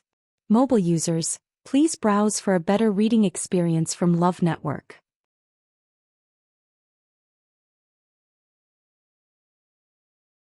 Chapter 1609. The door slowly closed, completely blocking Chu Liyue's figure and blocking everyone's sight, including Yi Zhao. After being stunned for a while, Yishang couldn't help but ask, "Clan leader, you aren't going in with us?" Yi Zhao nodded expressionlessly. This reaction was really hard to fathom. Elder Yishang frowned. This was obviously not the clan leader's intention. No matter how much he doted on Dumpling, he wouldn't summon Shengguanyu into the Phoenix Temple at this time. Unless this was the ancestor's intention. Other than that, no one else in the entire clan could be above the clan leader. Elder Yishang was speechless and didn't know how to react. The ancestor of the Crimson Gold Sky Phoenix clan had fallen tens of thousands of years ago during the sacrifice to the heavens. Only a remnant of his consciousness remained in the Phoenix Temple. In the long years, this consciousness had basically been in a deep sleep. This consciousness would only awaken when every generation of patriarch worshipped their ancestors. However, it would often continue to fall into a deep sleep after the sacrifice. But now, this consciousness actually woke up when Dumpling worshipped the ancestors, and it even allowed Shengguanyu to enter. How could this not be shocking? Elder Yi Jiao asked worriedly. "Clan leader, is Dumpling doing well? Could something have happened to her?" Yi Jiao nodded. "Everything is normal inside, don't worry." Since the ancestor's consciousness had awakened, there was naturally a reason. At first, when he realized the ancestor's intention, he was also shocked, but now he had chosen to accept it. Perhaps it was because of the contract between her and Dumpling. Yi Jiao didn't say anything else. He just stood outside the door with his hands behind his back and waited quietly. No one dared to ask anymore and could only continue to wait. Countless people had the same question in their minds. Shengguanyu, a human, entered the Phoenix Temple during the sacrifice to the ancestors. How should this be counted? Hearing the sound of the door closing, Chu Liyue turned around to take a look. Yi Zhao didn't follow in, but the summoning wave in her dantian was getting stronger. This wave drove her forward. Although she had been here twice before, she had been in a hurry. She hadn't had the chance to properly size up the most sacred place of the Crimson Gold Sky Phoenix clan. On the black jade slab, her figure was clearly reflected, as well as the specks of starlight above the dome. Although the sky was already bright, it still couldn't hide the bright light. Walking here would often give people the illusion that they were taking a stroll in the night sky full of stars. Chu Liyue walked through the hall and crossed the threshold. She could clearly feel that the ripples in her body had become stronger. The summoning force seemed to be not far's tea. She calmed herself down and continued to walk inside. This place was clearly not a place where ordinary people could enter.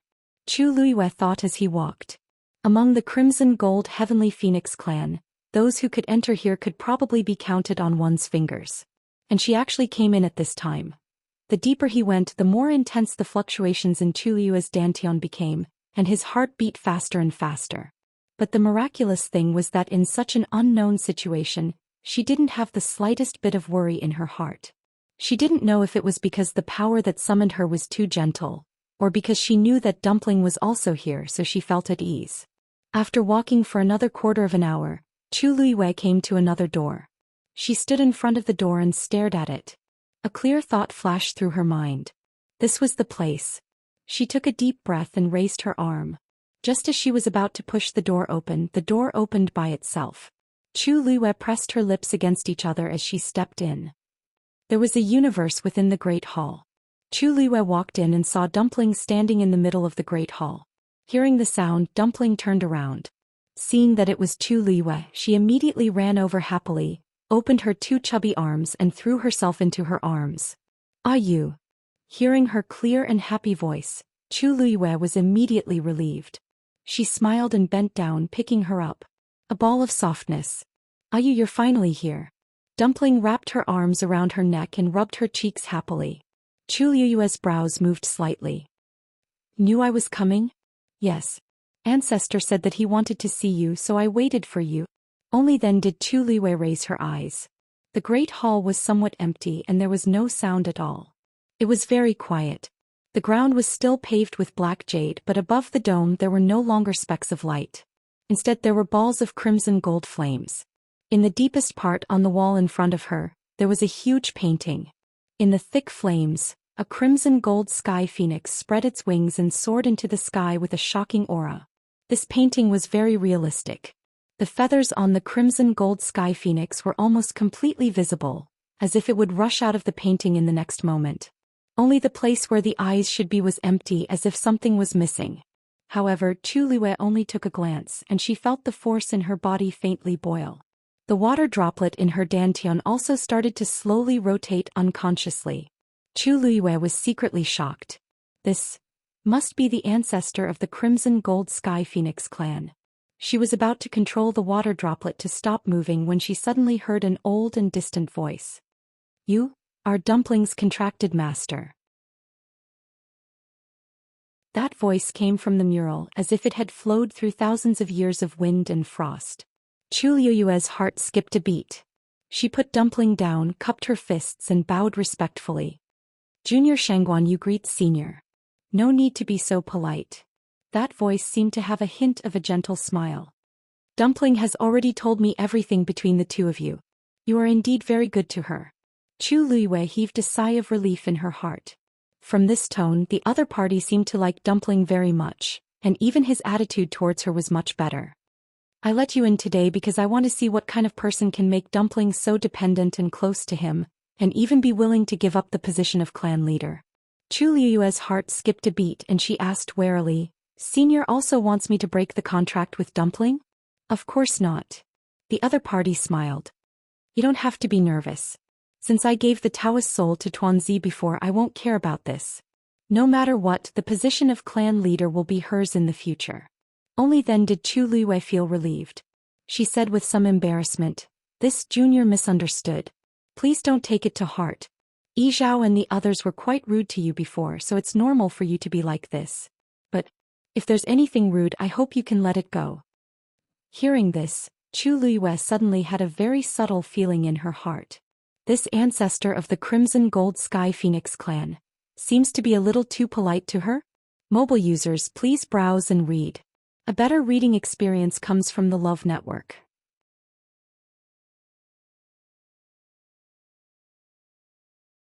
Chapter 16:10. As an ancient divine beast, the Crimson Gold Sky Phoenix clan had always been very arrogant. This was especially so in front of humans. And this was the ancestor of the Crimson Gold Sky Phoenix. Speaking of which, it was not an exaggeration to say that she had the status of a supreme being. Although this was only a remnant consciousness, the other party's identity was still full of deterrence. Even if she had a contract with Dumpling, the other party didn't seem to have to give her face like this, right? Countless thoughts flashed through Chu Liyue's mind, but her expression was normal as she said with a smile, "You're too polite. Dumpling has been with me for many years and we've gone through life and death together countless times. We're already as close as family. I know that what clan leader Yi Zhao and the others did was for the good of Dumpling. I'm more than happy and gratified." This was the truth. Chu Liyue admitted that her temper was not good. This time the Crimson Gold Sky Phoenix clan had done a lot of things. If it was in the past, she would definitely not tolerate it. However, she knew that in the end they were also doing it for Dumpling. Considering this point, she could ignore all those things. To her, all those things were not as important as Dumpling. As soon as she finished speaking, Chu Liyue felt her legs go soft. She looked down and saw Dumpling hugging her thigh, looking at her with tears in her grape-like eyes. "Ah, you," Dumpling called her name coquettishly and intimately, full of nostalgia and dependence. She knew that Ayu was the best to her. Chu Liyue smiled and touched her head. "I have a question for you." That voice sounded again. Chu Liyue nodded. "Senior, please speak." The other party paused for a moment before saying word by word, "Where did you get that thing in your body?" The hall fell into dead silence. The moment Chu Liyue heard that sentence, she understood that it was referring to the water droplet in her dantian. She paused for a moment. She knew that there was no need for her to play dumb at this time. This junior accidentally obtained it a few years ago. "Oh?" The other party seemed a little surprised. "Then you didn't go and look for the rest of them in the past few years?" Chu Liyue suddenly looked up. 10,000 miles away. The islands were scattered and the mountain ranges were continuous. This was the territory of the Great Phoenix Dragon race. The tallest mountain peak in the center was even more majestic. All of a sudden, a furious dragon roar came from a cave halfway up the mountain. Roar. His aura shook the heavens, causing many great phoenix dragons to look over in shock. "What's going on?" Judging from his voice, it seems to be Elder Mao Yao. "It looks like Elder Mao Yao has almost fully recovered." There was a hint of mockery in the voice. "It must have been tough for you to recuperate for so long." Lower your voice. If someone hears it and reports it to Elder Mao Yao, you'll have to bear the consequences. Don't forget what happened to those who followed him to Lingshao College. Tisk, is there a need for that? I didn't say anything, did I? At most, I'm just concerned about Elder Mao Yao's health.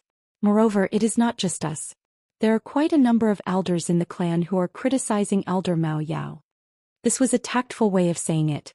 Ever since Mao Yao had brought people to the Spiritual Firmament Academy with the intention of finding trouble with Shangguan Yu and Shangguan Jing, the Great Void Phoenix Dragon Tribe's attitude towards Mao Yao had changed greatly after that. He was a dignified elder with a noble status and extraordinary strength. Originally, he went to settle the score with them and brought back the corpse. But in the end, not only did he come back with injuries all over his body, but he even allowed them to take the corpse as their own. The entire Great Void Phoenix Dragon Tribe had been utterly humiliated. How could they not have any resentment in their hearts? However, due to Mao Yao's status as an elder and the fact that he was injured when he came back, the patriarch did not punish him. But in private, everyone in the race was already very dissatisfied with Mao Yao. Even when they heard his voice, they felt extremely annoyed. Let's talk less. Even if we really want to punish him, it's the patriarch and the other elders' business. It's not up to us to speak. I'd like to see how Elder Mao Yao plans to make up for this matter. That's enough. It's useless to be angry now. You've just recovered, so don't be so irritable.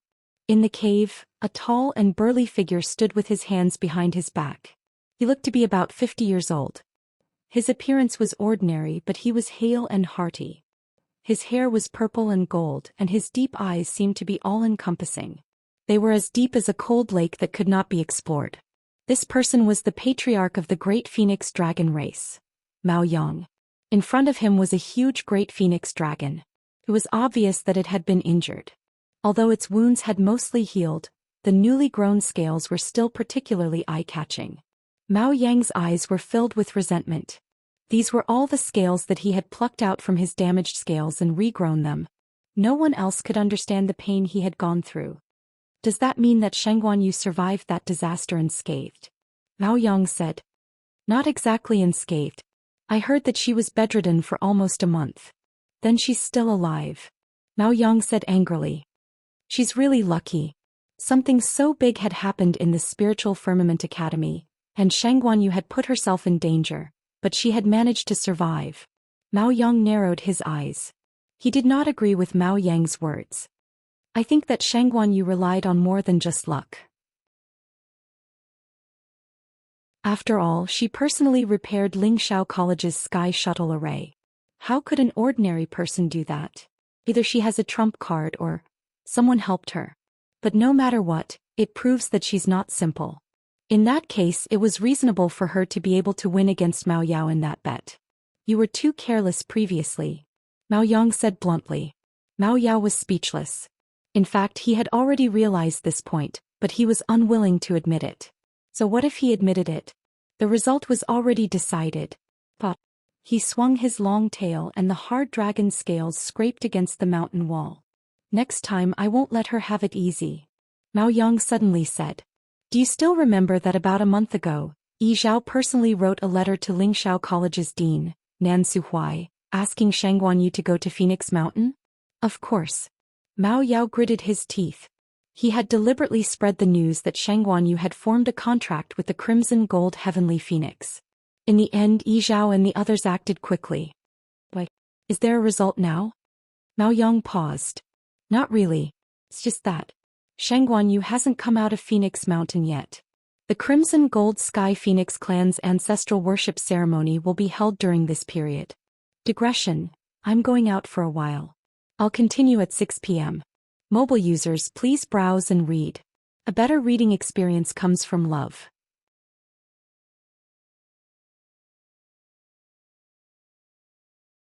Chapter 1611. How could the Crimson Gold Sky Phoenix clan allow a human to stay in Phoenix Godly Mountain during such an important occasion? Something was obviously wrong. You mean, Mao Yao was delighted at first but then he hesitated. But that's not very likely. Shang Guanyu has a high status in the human race. If the Crimson Gold Sky Phoenix clan really went overboard with her, then I'm afraid the human race won't agree. Mao Yang nodded. That's what I find strange. According to his speculation, Yi Zhao and the others should directly ask Shang Guanyu to terminate the contract with the Crimson Gold Sky Phoenix. Due to various considerations, they shouldn't really want to kill Shang Guanyu. It wasn't difficult to solve this problem and it wouldn't take more than a month. After all, their ancestral worshipping ceremony was still in progress. Shang Guanyu was still there. Could it be that she was also participating in the ancestral worshipping ceremony? That was too ridiculous.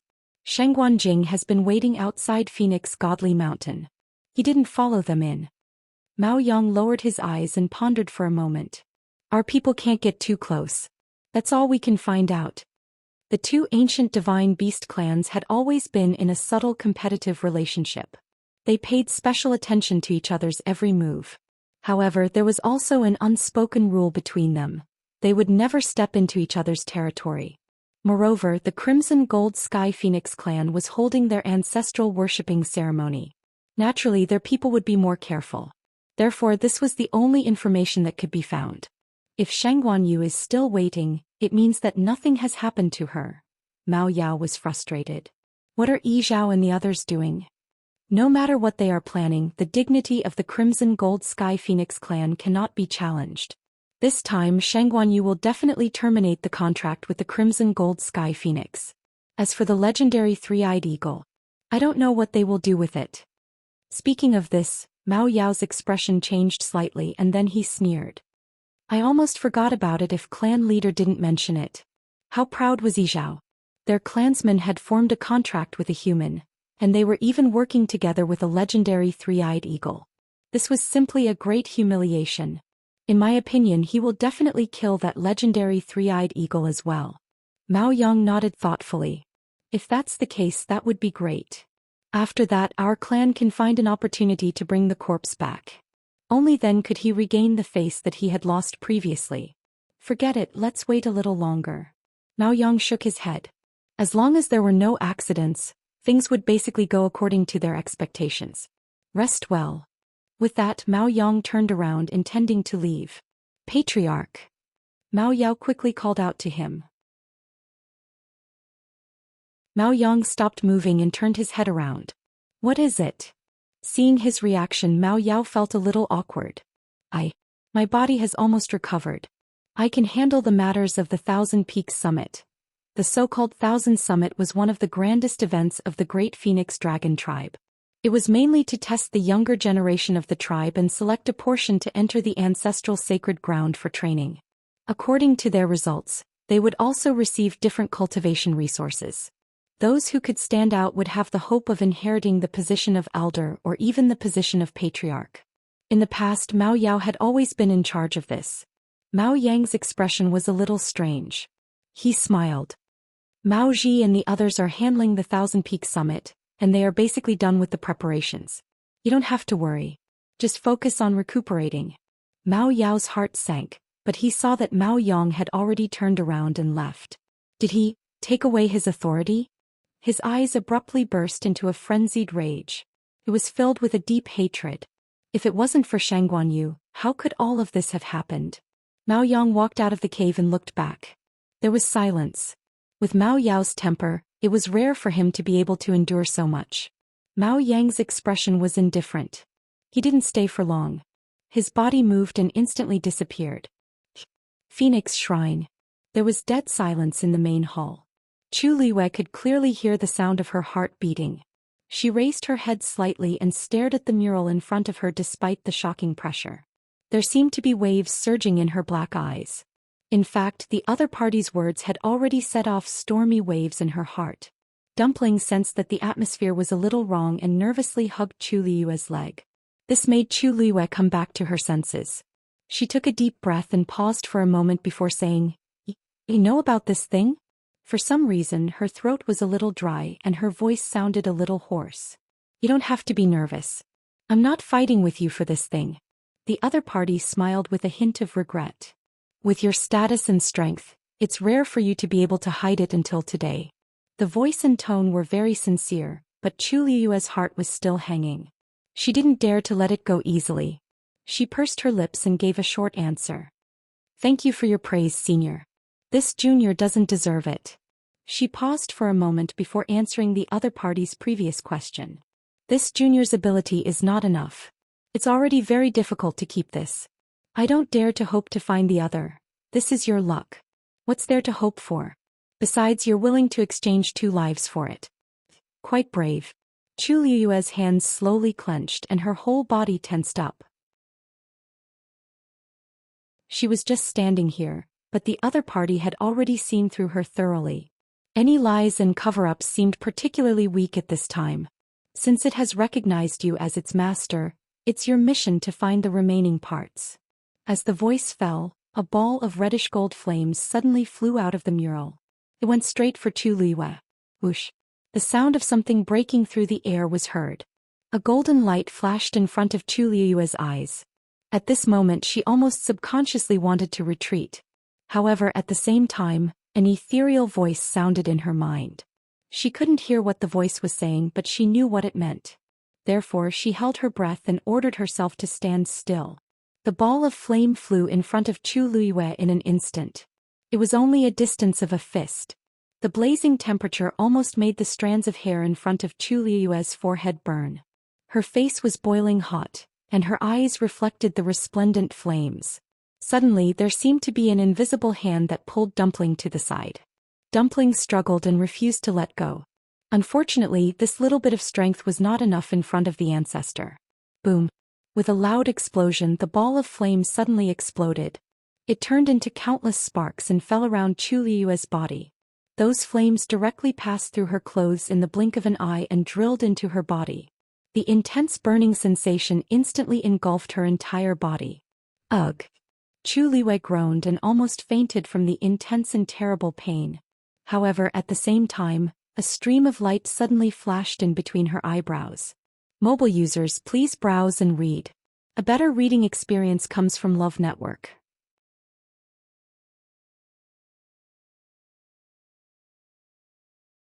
Chapter 16:12. The moment the light flashed, the scorching temperature made Chu Liue subconsciously raise her hand to wipe it away. The space between her brows was smooth and flat. However, the feeling of being burned just wouldn't go away no matter how hard he tried.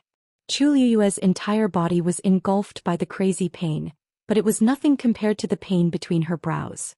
All of her attention was focused on the space between her eyebrows. Bang! Her legs went weak and she knelt on one knee on the ground. "Ah, you!"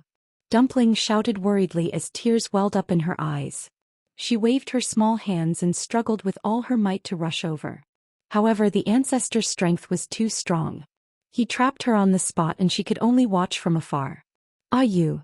Dumpling's voice was choked with sobs. She couldn't bear to see Ayu suffer, especially surrounded by flames. Looking at the burning flames, the scene from back then kept flashing in her mind. Back then, there was also a fire in the royal ancestral hall in Tianling that took Ayu's life and separated them. When a similar scene played out again, it was naturally a huge blow to Dumpling. "She'll be fine."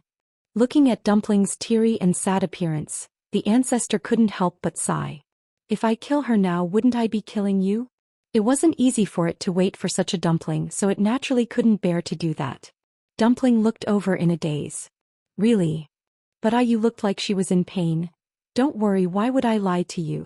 Dumpling was still young and the ancestor knew that she only had Shangguanyu in her heart. It was useless to say anything else, so he could only persuade her like this. Dumpling wiped her tears and pursed her lips to hold back her sobs. "If anything happens to Ayu, I don't want the position of young master or the clan leader anymore." Regardless of life and death, she would follow Ayu. About half an hour later, all the burning flames entered Chu Liyue's body. Her tendons, bones, blood, and flesh seemed to have been enveloped by the scorching heat. "Draw the power of these flames into your dantian." That ancient and distant voice sounded again. Chu Liyue gritted his teeth and forced himself to stand up. Her movements were very slow and every time she moved, the pain in her body seemed to increase. When she finally managed to sit cross-legged, her vision had already turned black, and she could barely see anything clearly. Afterward, she took a deep breath and placed her hands on her knees, circulating the origin power in her body with great difficulty. Those flames were like a flood, crazily surging all over her body, rampaging everywhere. The pressure it contained was so strong that Chu Liyue almost couldn't control it. He could only grit his teeth and use all his strength to slowly draw it into his dantian. Sizzle. A tiny flame touched her yuan meridian, and Chu Liyue could clearly hear an ear-piercing burning sound. This kind of bone-deep pain was indescribable. Chu Liyue's face instantly turned pale. She closed her eyes, frowned, and relied on her willpower to hold on. She didn't make a sound, and only her slightly trembling body showed the pain she was experiencing. After the first fireball landed, the second fireball quickly followed, landing not far away from the first one.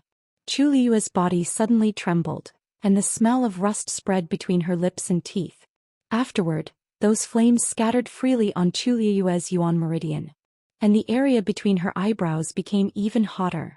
Actually, this wasn't the first time Chu Liyue felt this kind of feeling. Previously, when she rushed out of the spring in Thousand Wine Mountain and summoned the divine realm back, the area between her eyebrows also hurt faintly. It was just that the situation was critical at that time, and she didn't pay attention to it. After the great calamity, she was unconscious for a month. When she woke up again, she completely threw this matter to the back of her mind. Until now, that kind of pain was hard to describe. It was like an extremely sharp knife with a scorching temperature was ruthlessly carving at the area between her eyebrows. Chu Liyue's physical strength had always been outstanding, and her tolerance for pain was even more extraordinary. To be able to torture her to such an extent, the pain and difficulty of the process could be imagined.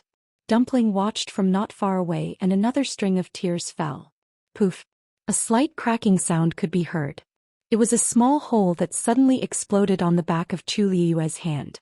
At a glance, it looked like an extremely sharp blade was used to quickly cut it open. There was no blood dripping down, but the wound was still scarlet red. Soon more holes appeared on her body. Her originally white and jade-like skin started to become a ghastly sight at a speed visible to the naked eye. Dumpling's heart seemed to be squeezed into a ball by something and her eyes were red.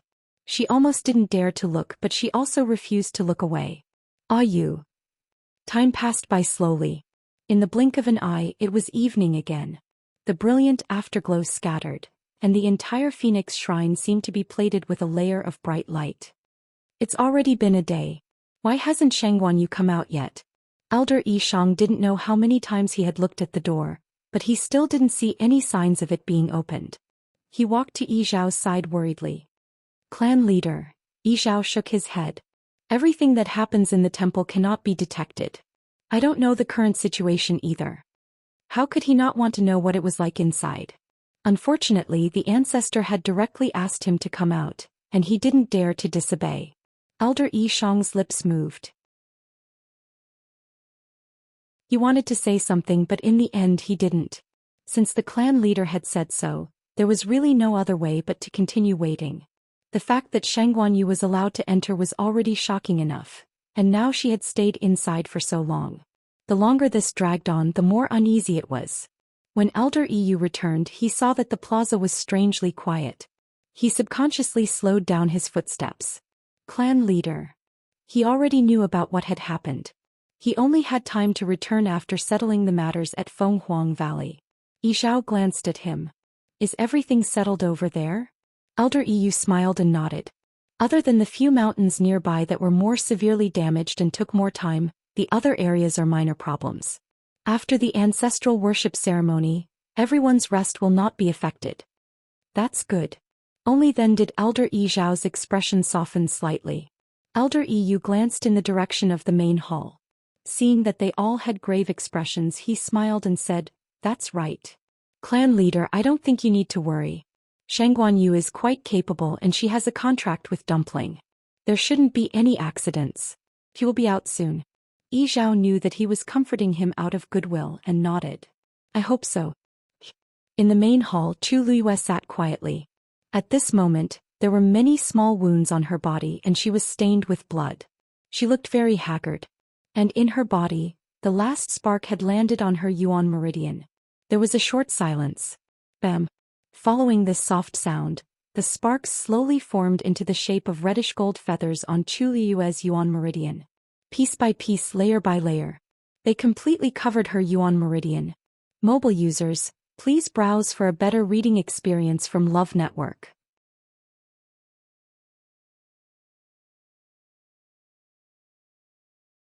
Chapter 16:13. A terrifying pressure was emitted from Chu Luiyue's body. At the same time, the injuries on her body also began to heal at a speed visible to the naked eye. In a short while, her skin was as smooth as before. It was as if those injuries had never appeared. A layer of faint reddish gold light enveloped her body, making her look powerful and sacred. Sensing the changes in her body, Dumpling was suddenly stunned. He did not care about crying anymore. She only opened her grape-like eyes wide and stared at Chu Luiyue without blinking. Tears hung on her eyelashes, sparkling and translucent. It made one's heart ache. She and Chu Luiyue had a contract. She could feel Chu Luiyue's pain and could also feel the changes in her body immediately.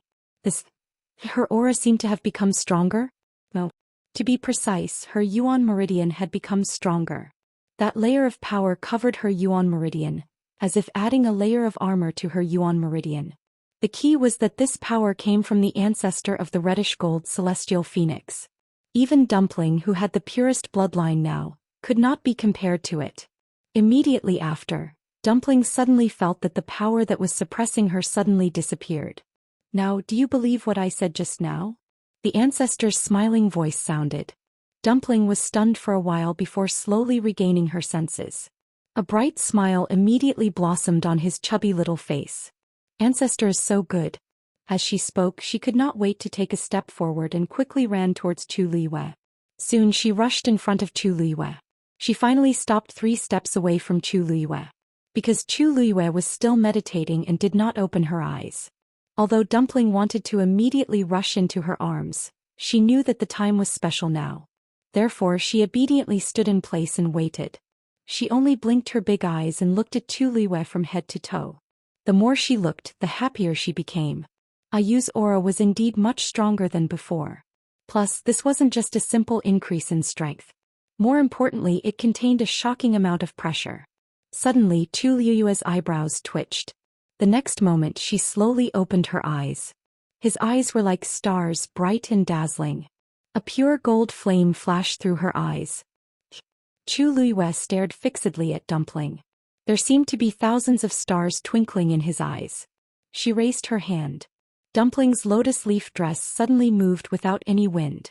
Chu Liuyue's fair and delicate finger tapped lightly. Something gushed out from her body and quickly gathered in her palm. It was a transparent ball of light the size of a fist. Inside there was a cluster of golden flames burning. Dumpling's eyes widened slightly. Inside is the heavenly Tao that appeared when she made a contract with Ayu? However, wasn't the heavenly energy supposed to be illusory and formless? Why did it suddenly transform into flames? Could it be because of the ancestors' help? Tuanzi was at a loss. Chu Liyue suddenly spoke. Dumpling, come here. Her voice was gentle and pleasant, but it carried a hint of pressure that made people submit unconsciously. Dumpling hurriedly took 2 steps forward. Ah you, Chu Liyue's palm moved slightly, and the ball of light flew up lightly and floated quietly between the two of them. Then Chu Liyue looked up at the mural. Senior, sorry to trouble you. Dumpling was about to turn around when she saw a stream of light flash on the ball of light. In the blink of an eye, it condensed into a familiar pattern. It was the totem of the Crimson Gold Sky Phoenix clan. Dumpling blinked. She vaguely felt that her body seemed to have changed a little, but she didn't know why. Then she saw Chu Liyue cross her hands in front of her and close her eyes again. The aura around her surged. Suddenly, a silver-red dot of light appeared in front of her. Gradually, more and more light spots appeared like a sea of stars and surrounded Chu Liyue. Chu Liyue summoned her own god realm. The atmosphere in the entire hall began to become more and more strange. The surrounding heaven and earth force also gradually surged toward Chu Liyue. Vaguely, there seemed to be the sound of surging waves. Although Dumpling didn't know what Chu Liyue was going to do, she could vaguely sense her seriousness. Therefore she also became nervous. Her 2 chubby little hands clenched tightly, and she stared at Chu Liyue without blinking, afraid that she would miss something. At this moment she suddenly saw a stream of light flash between Chu Liyue's brows. Then a second stream of light appeared and it connected with the first one. After that, a third stream of light appeared. Dumpling opened her mouth in surprise, and her small mouth formed a round O shape. Because she suddenly realized that these streams of light seemed to be forming a pattern. As the number of streams of light between Chu Liyue's brows increased, the pressure on her body also rapidly increased. Gradually, even Dumpling felt that she was out of breath. The surrounding space seemed to be frozen by this invisible force. She looked at Chu Liyue with some uncertainty. She wanted to ask, but she was afraid that it would affect her, so she swallowed all those questions in the end. After an unknown period of time, the last stream of light finally landed between Chu Liyue's brows. In an instant, a brilliant light bloomed and it was dazzling. An incomparable divine aura suddenly descended upon them. Swoosh! Chu Liyue opened her eyes. It was clearly a pair of black and bright eyes, but at this moment, it seemed to contain countless stars. It reflected thousands of wheels and revolved. Digression. Make up for yesterday. Continue tomorrow.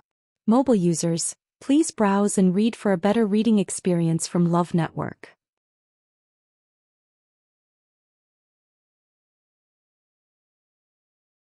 Chapter 16:14. Chu Liyue raised her hand. Her fair palm waved gently, and a stream of light instantly appeared on the light ball. Soon, a totem exactly the same as the one on her forehead appeared on the transparent ball of light. At this point, the 2 totems each occupied half of the light ball. Dumpling seemed to be attracted by something as she unconsciously stared at the light ball. There seemed to be something tugging at the power in her body. Before Dumpling could identify it, she saw the 2 totems merge into the flames in the light ball. Instantly, the sound of something shattering came from the depths of her mind. Dumpling's eyes widened. The connection between her and Ayu was broken. However, just as she panicked and wanted to get up, the light ball suddenly split from the middle. It was as if an invisible knife had cut it evenly from the middle. The cut surface was neat and smooth, and the reddish-gold flames inside were also split into 2 halves. Then the 2 halves flew towards Chu Liyue and Dumpling respectively. Chu Liyue raised her hand and caught the half of the light ball. With a swoosh, the flames quickly burrowed into her palm. Into her body. Dumpling. Chu Liyue reminded her. Dumpling regained her senses and looked at the half of the light ball that flew in front of her. She hurriedly reached out with both hands to catch it. In the blink of an eye, the flames in the light ball also quickly disappeared into her chubby little hands. "Ah, you," Dumpling was about to say something when she suddenly froze. Because at this moment she clearly felt that the subtle connection between them had been re-established. She could once again feel Ah Yu's aura and emotions. Everything happened too quickly, causing Dumpling's mind to be in a daze. Previously she was nervous and terrified, but now that she had regained what she had lost, she was naturally happy and joyful. In just a few breaths' time it was already ice and fire. At this moment the totems between their brows flashed exceptionally brightly and quickly disappeared. Chu Liyue finally let out a heavy sigh when the boiling temperature between his eyebrows had completely disappeared. The huge rock that had been hanging in his heart finally fell at this moment. Finally, everything went smoothly. Looking at Dumpling in front of him who was still in a daze, Chu Liyue's heart was filled with tenderness. He smiled and waved at Dumpling. "Dumpling, pass." Bang. Before he could finish his sentence, Chu Liyue's vision blurred and Dumpling threw herself into his arms. Dumpling's impact was extremely strong. Chu Liyue was caught off guard and both of them fell backwards. Fortunately, at this moment, a gentle force supported Chu Liyue's waist, allowing her to barely stabilize her body. "Regiment, woo woo woo." Before Chu Liyue could speak, Dumpling had already burst into tears. Chu Liyue's shoulders were quickly soaked. She immediately felt even more distressed. She hugged Dumpling in her arms and gently patted her back. All right. Isn't everything fine now?" Dumpling cried until she was out of breath. Her voice was choked as she spoke intermittently. You didn't want me anymore." Chu Liyue knew that this matter had frightened her and felt very guilty. However, she had just awakened the totem at that time and really didn't have the time to explain in detail to Dumpling. I won't. Dumpling, have you forgotten what I said before?" She had said that no matter what she would not leave Dumpling alone. Since she had said so she would naturally do so. Dumpling hugged Chu Liyue's neck tightly and her two short legs were firmly wrapped around Chu Liyue's body. She was firmly hanging on to Chu Liyue's body. It was as if she was afraid that Chu Liyue would leave again. Fortunately, with Chu Liyue's comfort, her crying gradually quieted down, leaving only her small body still twitching. But just now I was helping you change the contract, not canceling it." The vicissitude and distant voice sounded again. At this moment, Dumpling's emotions had calmed down a lot. When she heard this, she couldn't help but pause, turn her head and look back. "Ancestor burp. This burp.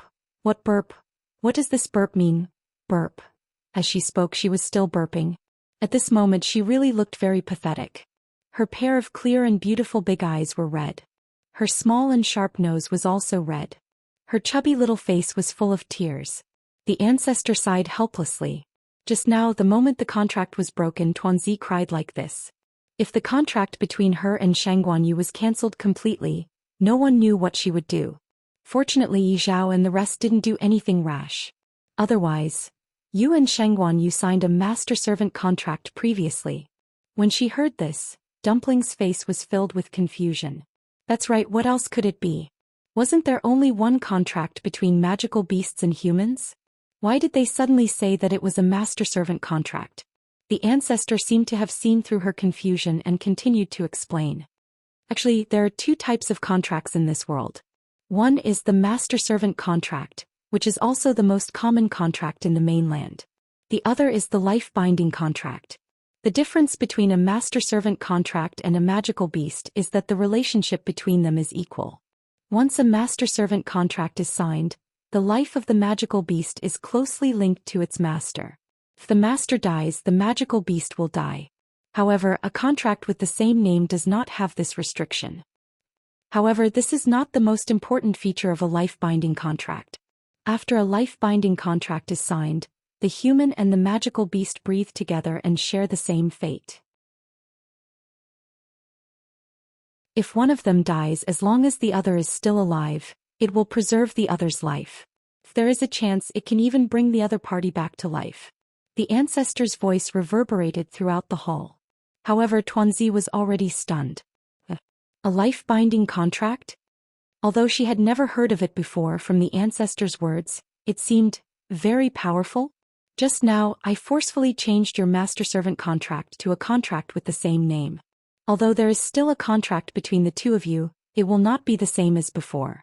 From now on, your life and death will no longer depend entirely on Shangguanyu. In this way, Yi Zhao and the rest will not be able to use this contract to do anything to you. The ancestor paused. More importantly, in this way the two of you will have half an extra life. This was the most important thing. Status, strength, talent, these things all had the most basic prerequisite, being alive. Dumpling covered her mouth in shock and her eyes widened. So that's how it is. So the moment she lost contact with Ayu, it was because the ancestor was helping them? Happiness came too quickly and Dumpling was still a little dizzy for a moment. She could not help but turn her head and look at Chu Liwei blankly. Ayu, why didn't we make this contract directly in the past? Before Chu Liwei could say anything, the ancestor snorted. Naturally, it's because she doesn't know how to. However, this is normal. You have to know that in this world, there are no more than 3 people who can use a life-binding contract. One of them was this. Digression. Your February suddenly flashed. I'm really going to sleep. The update during the day is still at 12 o'clock. This is an extra update, not a single update.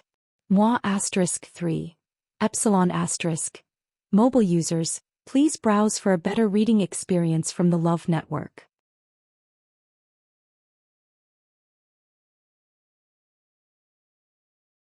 Chapter 16-15. Dumpling's eyes widened. So, the ancestor was really that powerful? In that case, not only could she and Ayu still be together in the future, but they also didn't have to listen to the elders nagging anymore. Moreover, even if she and Ayu encountered any danger again, as long as one of them could escape, then both of them could still survive. This couldn't be better. Chu Liwei also sighed in her heart when she heard that. The life contract was indeed extraordinary. Originally she didn't know either. However, when the ancestor's power merged into her body and transformed into a feather, covering her Yuan meridian with a layer of extremely tough armor, she vaguely sensed something. There seemed to be a chanting sound coming from afar, driving the light ball to split into 2 and fuse together.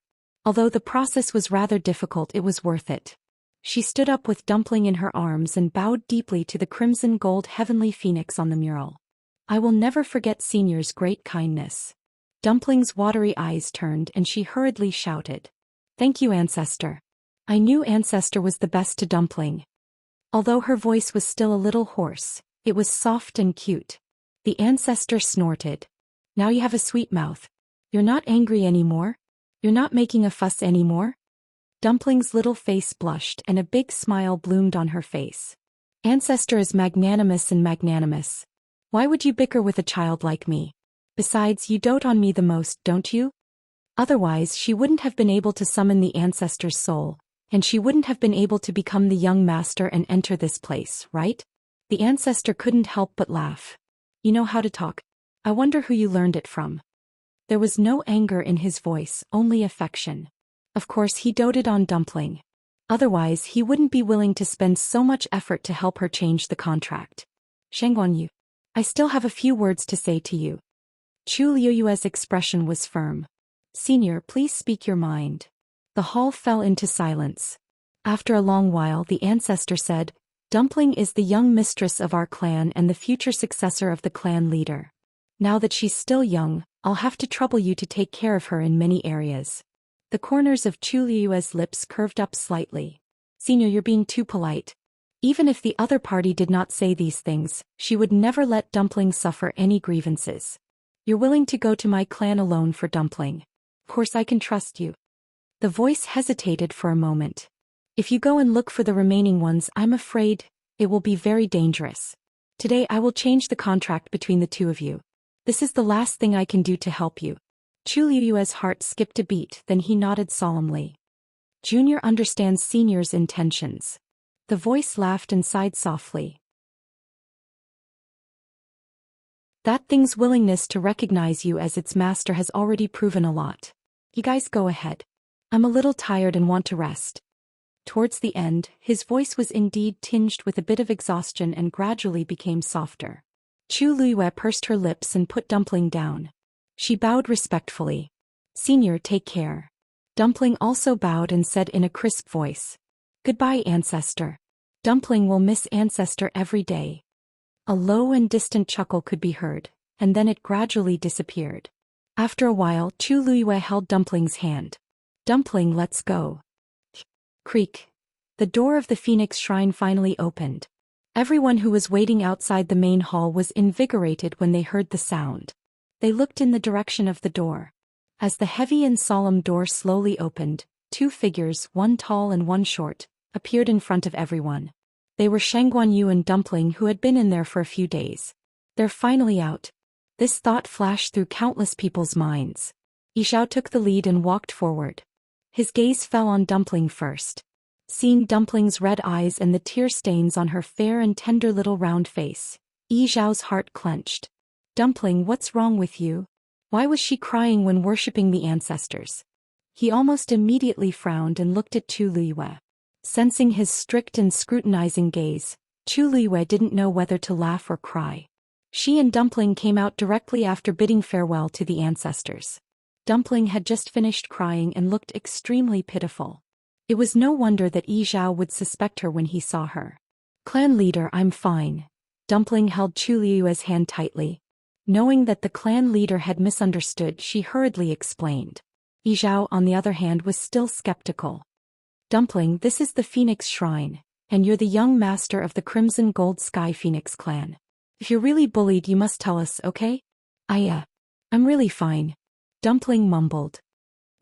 It's just that I finally got to talk to the ancestors and I'm so happy that I cried. Before coming out, she had already discussed with Ayu that they wouldn't tell anyone about the change in the contract for the time being. If Yizhao and the others knew about this now, they definitely wouldn't have any scruples about Chu Luiyue anymore. They might even ask Dumpling to stay in the Phoenix God Mountain. After signing the life contract, humans and magical beasts no longer had to stay together all the time. Magical beasts also didn't have to worry about dying because of humans. Yizhao and the others had always wanted Dumpling to stay. If they knew about this, there was no doubt that their reason would be even more valid. In any case, they had already promised not to get involved until Dumpling became an adult. It might be more appropriate to say it later. Yizhao carefully sized up Dumpling again. After confirming that she was really not injured, he finally relaxed. Then he said to Chu Luiyue, Miss Shangguan, if we offended you just now, please forgive us. Dumpling is our clan's young master after all, so we will naturally take care of her. Chu Luiyue raised her eyebrows slightly. How rare. Clan leader Yizhao was actually so polite to her. Could it be because she had made a trip to the Phoenix Shrine? Clan leader Yizhao, you're overthinking. I know that you're all doing this for Dumpling's sake. Chu Luiyue's principle had always been, if you respect me, I'll respect you tenfold. After all, Yizhao was the honorable clan leader of the Crimson Gold Sky Phoenix clan. She was already very gratified that he could speak to her so calmly.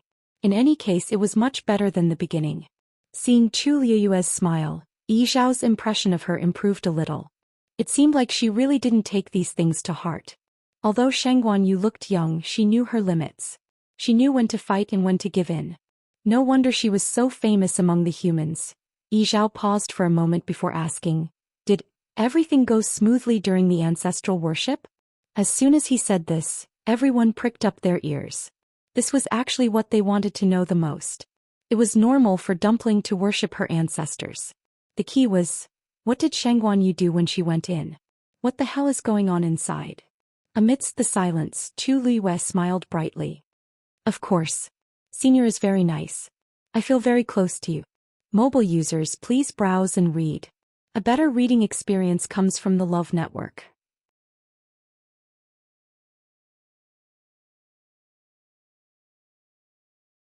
Chapter 16:16. The huge square suddenly became even quieter. At this moment, even the wind seemed to have stopped flowing. Everyone's expression suddenly became extraordinarily interesting. What did Shangguanyu just say? The ancestor was very kind and was very kind to her. Did that mean that she had really met the ancestor? And from the sound of it, the ancestor seemed to be very kind to her. He was a human after all.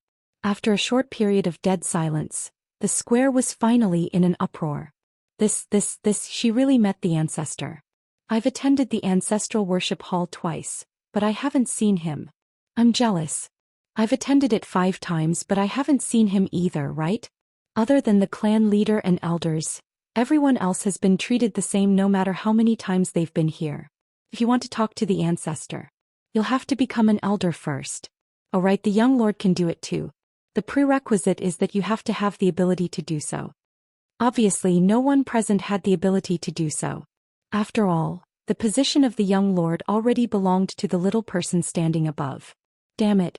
The position of the young lord has been empty for hundreds of years. Just when it was about to be chosen, it was snatched away by a little girl who broke through halfway. She has the purest bloodline, so I won't say anything. There's no point in being envious. It's only right that she can go in to worship the ancestor. But who can tell me what's going on with Shangguanyu? She's Dumpling's contractor. Even if it's for Dumpling's sake, it shouldn't be to this extent, right? What was the ancestor thinking? Yi Zhao and the others who had seen the world had very interesting expressions at this time. The remnant consciousness of the Crimson Gold Sky Phoenix clan's ancestor was usually in a deep sleep. It would only wake up during the ancestral worship ceremony. And the only people who could talk to it were the newly elected young lord or the clan leader. Even the 5 elders could only follow along to meet it at most. They never had the honor of being taught by the ancestor. But now, even a human was doing better than them. Although it was unbelievable, Yi Zhao and the others didn't think that Chu Liyue was lying. There was no need to lie about such matters, because it could be easily verified or refuted. This meant that the ancestor really treated her well. I wonder if Miss Shangguan can reveal a thing or two to me. Did the ancestor have any instructions? Yi Zhao took a deep breath and asked politely. Chu Liyue smiled. It's nothing much. What the ancestor meant was that Dumpling is still young and he asked me to take care of her. She had said this sentence so casually, but in everyone's ears, it was like a sudden clap of thunder. Wasn't it obvious that he was going to let her take care of Dumpling? Since even the ancestors had said so, then what right did the others have to object? In fact, Yi Zhao had already vaguely guessed this before, but he didn't dare to believe it. Only now did he have no choice but to accept reality. Even though he didn't know what the ancestor was thinking when he made such a decision, there had to be a reason behind it. The only thing they could do was to obey. I see. Yi Zhao said dryly and fell silent. He had always been a man of few words. Now that he was in this situation, he didn't know what to say. Clan leader Yi Zhao, may I know if the ancestral worship ceremony has ended? Chu Liyue suddenly asked softly. Yi Zhao was stunned for a moment before he nodded. It's basically over. In fact, the most important thing in this ancestral worship ceremony was to evaluate the younger generation and choose one of them to be the young master. Dumpling wasn't originally in this range, but her talent and strength were too heaven-defying. Moreover, she had summoned the ancestor's soul and received the ancestor's favor. Of course, the position of the young master was hers. As for the others, they had already been tested on the first day. Yiran was the most promising one, so even if he was late, Yi Zhao didn't pursue the matter. Who knew that in the end, it could only be said that everything was predestined. Yi Zhao was relieved that he had high hopes for Dumpling. He didn't expect Dumpling to perform better than he had expected. Even though he couldn't break the contract between her and Shangguanyu, but, since the ancestor had agreed, what else could they say? If that's the case, I think it's time for me to leave. Chu Liyue said honestly. Even though it wasn't the right time to leave, she and Dumpling had been here for too long. Taizu was still waiting outside. In the academy, his master and various elders were also secretly worried. And Rong Xiu, she had come here to solve Dumpling's problem. Now that everything was done, it was time for them to leave. Yi Zhao frowned and looked at Dumpling. Dumpling was still holding Chu Liyue's hand and standing next to her. Anyone with eyes could see her dependence and intimacy with the person next to her. Yi Zhao's lips moved. In fact, he was very reluctant to leave, but he naturally wouldn't say those words. After thinking for a moment, he finally nodded. You can come more often when you're free. These words came out of nowhere, but Chu Liyue understood. This was an agreement. In the future, she could freely enter Phoenix Mountain. Her red lips curled up into a bright smile. Thank you for your understanding, Patriarch. This is Dumpling's home. It will always belong here. Hearing this, the last trace of awkwardness in Yi Zhao's heart was finally relieved. He looked at Chu Liyue deeply. If you need help in the future, just let me know. Chu Luiyue smiled and nodded. Thank you. The sun set in the west. The bright and warm afterglow shone on the clouds, plating them with a layer of golden light. Above the vast and boundless sea, the frozen ice reflected a faint glow. Shangguanjing stood on the shore and looked into the distance. Seeing that the scene had not changed at all compared to before, he couldn't help but sigh. Another day had passed. Yu hadn't returned yet. It had already been more than a month. He didn't know what the situation inside was like. Recalling the letter from before, Shangguanjing frowned slightly. The fact that Yu was able to ask the elder of the Crimson Gold Sky Phoenix clan to help send the news out was actually beyond his expectations. It was also because of this that he could continue to be patient and wait until now. However, clearly said that she would be back soon. However, a long time had passed and he still didn't see her figure. Crack. In the distance, a crisp cracking sound suddenly sounded, interrupting Shangguanjing's thoughts. He looked in the direction of the sound and saw that the frozen layer of ice on the vast sea seemed to have suddenly cracked open. His heart skipped a beat. He hurriedly took 2 steps forward and looked intently. Soon, accompanied by a series of crackling sounds, the ice layer instantly seemed to be covered with spider webs. Under Shangguanjing's nervous gaze, finally, bang! All the ice layers completely shattered. At the same time, the pattern formed by the golden flames in the sky also began to gradually fade. Taizu. A familiar clear voice sounded. Mobile users, please browse and read. A better reading experience comes from Love Network.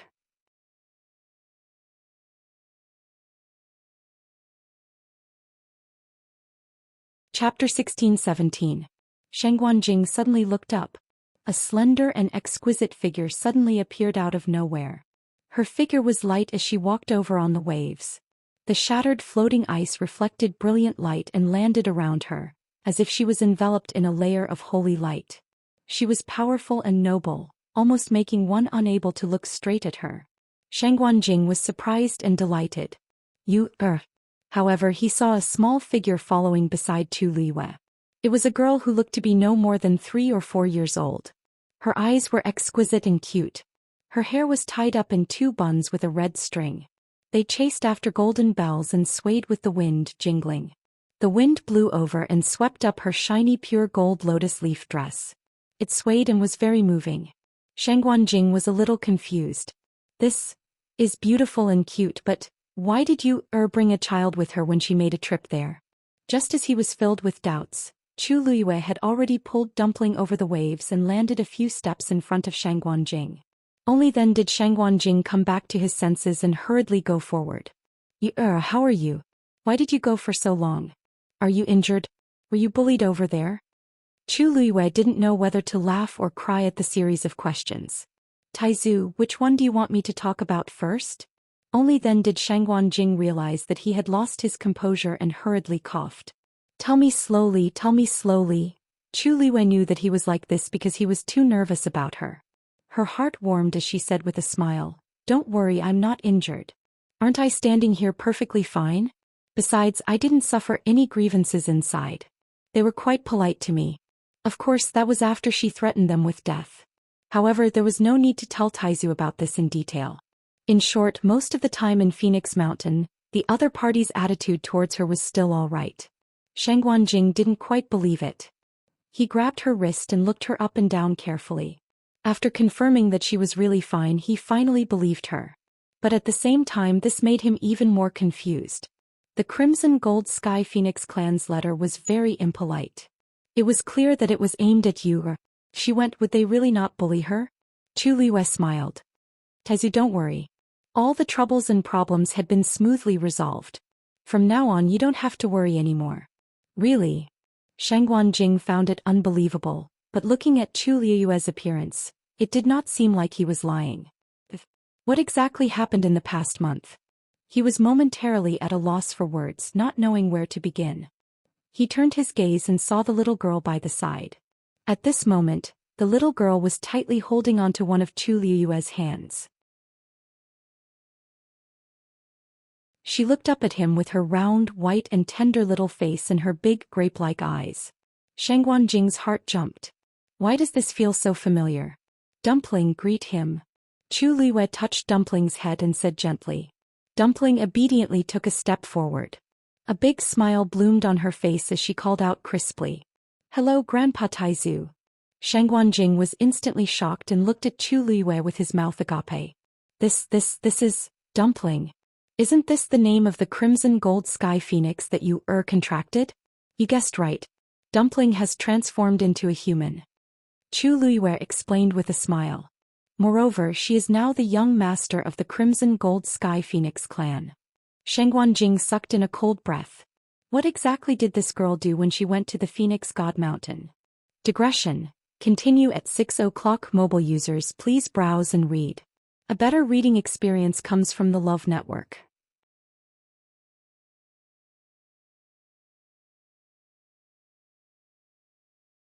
Chapter 16-18. After that, Chu Liwei briefly told Taizu about what had happened in Phoenix God Mountain during this period of time. She didn't mention some of the details, including the change in the contract with Dumpling. Chu Liwei had tried her best to keep a low profile, but what she said still shocked Shangguanjing on the spot, and he couldn't recover for a long time. Dumpling was the purest bloodline of the Crimson Gold Sky Phoenix clan? Helped Dumpling open her fourth meridian? Dumpling was appointed as the young master at the ancestral worship ceremony? Even the arrogant clan leader Yizhao promised that Dumpling would live with you in the future and maintain the contract until she became an adult. Then she would make the choice herself? Each and every one of them was news that could shock the entire world if they were to be brought out. Now all of this had happened to one person. Their ancestral worship ceremony has ended, so I brought Dumpling back. As Chu Liwei spoke, she saw Taizu's stunned expression. She couldn't help but stretch out her hand and wave it in front of Taizu. Taizu? Shangguanjing's eyes focused. He looked at her and then at Dumpling. Oh, nothing. I just felt a little surprised. Then he closed his eyes and pinched the space between his eyebrows. Chu Liwei looked at Taizu with understanding. It was no wonder Taizu had such a reaction. For the past month he had probably been imagining how she was bullied and suppressed in his mind every day. In the end, she only realized that her previous thoughts were completely wrong after she came out. It was normal for him to have a huge psychological impact. After a while, Taizu finally recovered.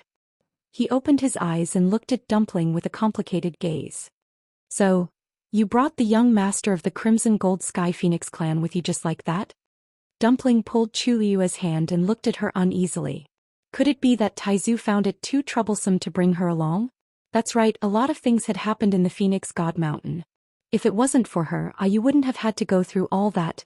Chu Liwei couldn't help but chuckle and poke her little head. How could the Taizu be unhappy? They were clearly in disbelief. Forming a contract with a Crimson Gold Heavenly Phoenix was already extremely rare, not to mention that she was a young master with a special identity. That's right. Dumpling had been with me for so many years. Although she had become the young mistress of the Crimson Gold Sky Phoenix clan, she was still a child. Patriarch Yizhao and the others also felt that it would be better for Dumpling to follow me. Shangguanjing's expression was strange. They are willing to? Chu Liwei blinked.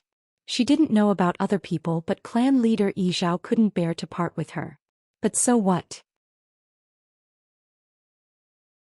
Clan leader Yizhao dotes on Dumpling very much, and it's precisely because of this that he's willing to respect Dumpling's choice. Of course, he also said that he hopes that if I have time, I can bring Dumpling back to visit more often. Shangguanjing could understand every word, but when they were put together he was a little confused. Did Yizhao really say this himself? He had always been extremely proud and disdained the human race. When Shangguanjing was waiting here, he had suspected more than once that Yizhao might even directly attack you. Why was the development of the matter completely different from what he had imagined? But now the person was standing in front of him, so he had no choice but to believe it. That's pretty good. Shangguanjing coughed and looked over Chu Liwei's shoulder at the sea behind her. The broken pieces of floating ice were rapidly melting. As the waves surged, scattered flames could be vaguely seen burning quietly. It was as if everything was starting to return to normal. For an instant he even felt that the past month or so was like a dream. Chu Liwei followed his gaze, half-turned and looked into the distance. There was no trace of the divine Phoenix Mountain here. That oppressive might had also gradually dissipated. However, compared to when they had first arrived, their mental states had undergone an enormous change. Chu Liwei smiled. Taizu, let's... Suddenly, her voice paused as if she had sensed something and she looked back. It was evening now and the sun was gradually sinking below the sea level. A familiar fluctuation came from the sky that was dyed with a layer of warm gold. What's wrong? Sensing her expression, the great ancestor felt a little strange and turned back to take a look. Above the void, there were suddenly waves gradually rising. Then a tall and slender figure stepped out of it. It was a young man dressed in snow-white clothes, with golden cloud patterns embroidered on his sleeves and hem. Under the last ray of afterglow, he flickered with a faint glow. His appearance was enchanting and the aura around him was indescribably noble. Just by standing there, he seemed to have the disdain and nobility to look down on all living things. It was Rongxiu. A question flashed through Shangguanjing's mind. Why is he here? The divine Phoenix Mountain was extremely hidden, and even they found it under the guidance of Dumpling. Why did Rongxiu appear directly? As he thought about it, Rongxiu's figure moved and he headed over. In the blink of an eye, he was already in front of them.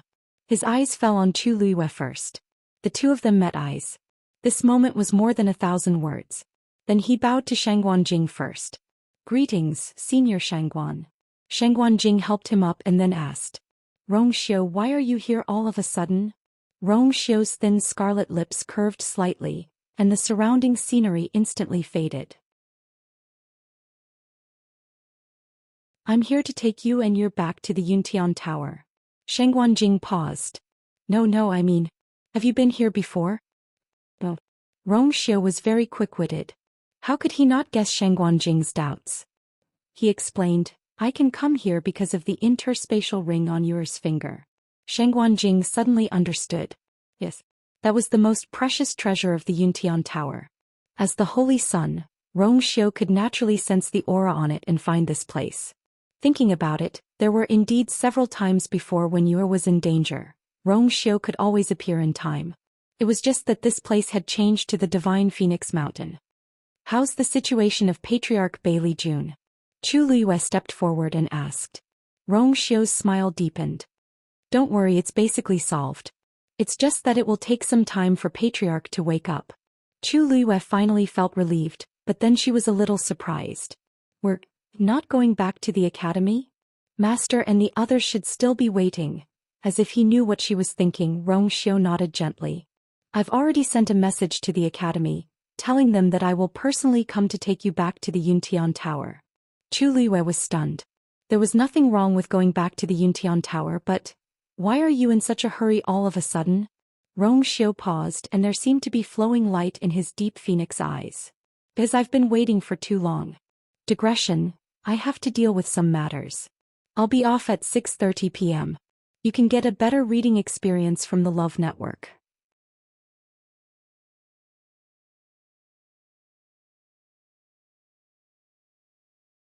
Chapter 16-19. His words were clear and light, but they were like the wind blowing over a pool of spring water. Chu Liwei looked into his deep eyes and suddenly realized something. Her heart beat fast. It's been too long since we got engaged. Rongxiu looked at her attentively and gently. Chu Liwei's heart seemed to be hit hard by something. She couldn't describe the sweetness in her heart. Thinking about it carefully, she had indeed kept him waiting for too long. In the middle of these years, she didn't even have the chance to ask what he had been through after she left and before they reunited. Rongxiu looked into her eyes and said in a low voice, I don't want to wait anymore. Bang. Before Rongxiu finished his words, a strange sound suddenly came. Chu Liwei frowned and looked at the interspatial ring in her hand. The sound of a collision just now came from it. Chu Liwei thought of something. A black wooden tablet suddenly appeared in front of them. It was the seabuckthorn wooden tablet of the Black Demon Cave that Chu Liwei had taken from Fangzhou City. Rongxiu's eyes suddenly turned cold. The totem on the black wooden tablet suddenly seemed to come alive. Every line was twisting strangely, causing people to feel a chill in their hearts just by looking at it. Then the lines scattered and condensed into a line of dark red words that looked like bloodstains. If you want to save Chuning, I'll see you in the god-slaying tomb in 10 days. Chu Liyue's pupils shrank. The line of words quickly dissipated and condensed into the totem again. The pressure on it also disappeared quickly. With a clang, it fell to the ground. That's... Shengguan Jing stood aside and didn't see the words on it clearly. Chu Liyue pursed her lips and gave off a shocking coldness. Shengguan Jing was a little worried. How are you? What did she see just now? Why did she have such a big reaction? I'll go with you. At this moment Rong Xiu suddenly spoke. He raised his finger slightly and the black wooden tablet flew into his hand. He looked down and then handed it to Chu Liyue. Chu Liyue looked up at him. Rong Xiu. She knew what he was talking about when he didn't finish his sentence. Although they didn't even have a chance to talk properly after she regained her memory. But she knew what Rong Xiu was thinking. She also wanted to go back with him and fulfill the promise from a few years ago. But at this moment, it's not the first time they've done something like this. Rong Xiu chuckled. Whether it was for her or for him, those people had never given up. But this time they chose the right time. Rong Xiu's tone was nonchalant, and only the cold and harsh look in his eyes showed his current mood.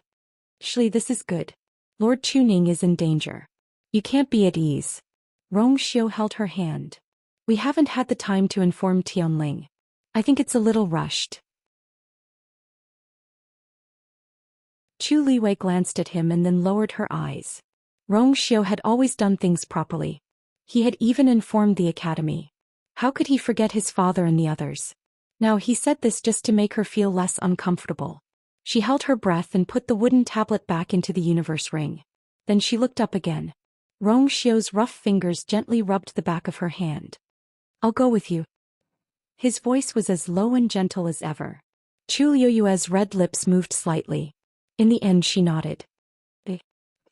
Shengguan Jing, who was standing at the side, was a little stunned. Looking at the two of them, it seemed that they didn't plan to return to Yuntian Tower? And the atmosphere seemed to be very wrong. Dumpling stood by Chu Liyue's legs. She clearly sensed the change in her mood and waited quietly. Taizu. Chu Liyue calmed down and turned to look at Taizu. What's wrong? Taizu looked at her worriedly. Chu Liyue said, that person has taken my father hostage. We plan to go to the god-slaying tomb. Shengguan Jing reacted for a moment and then understood what she meant. You mean? Chu Liyue nodded. The person who could make such a sinister move was naturally the master of the black wooden tablet. Many thoughts flashed through Shengguan Jing's mind. Then he nodded with a serious look. I've been to the god-slaying tomb before. I'll take you there. That place was extremely dangerous. Besides, the other party had come prepared. He didn't want Chu Liyue to go there. But Chuning was very important to her. Even if she knew it was dangerous, she would definitely go.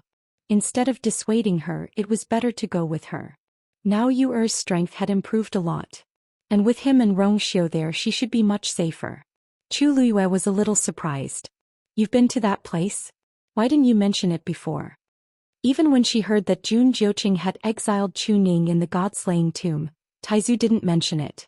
Shengguan Jing's expression was a little strange. It's a long story.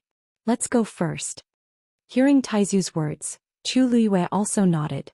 I'm afraid we'll have to trouble you again on the way. Then Chu Liyue and the others left the Phoenix Mountain and went to the god-slaying tomb. Divine Dragon Island.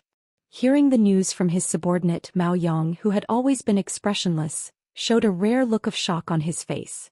Shengguan, you took a girl out of the Phoenix Mountain? But did you see if she was injured? It seems that she wasn't. Mao Yang frowned. His subordinate paused and then continued. And not long after she came out, Rong Xiu also went there. They left together. But judging from the direction, it seemed that they didn't go to the Yuntian Tower or Lingshao College. Mobile users, please browse and read. A better reading experience comes from love.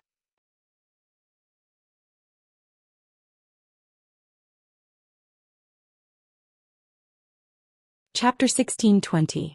Since they came out of Phoenix God Mountain, where else could they have gone? Mao Yang was confused.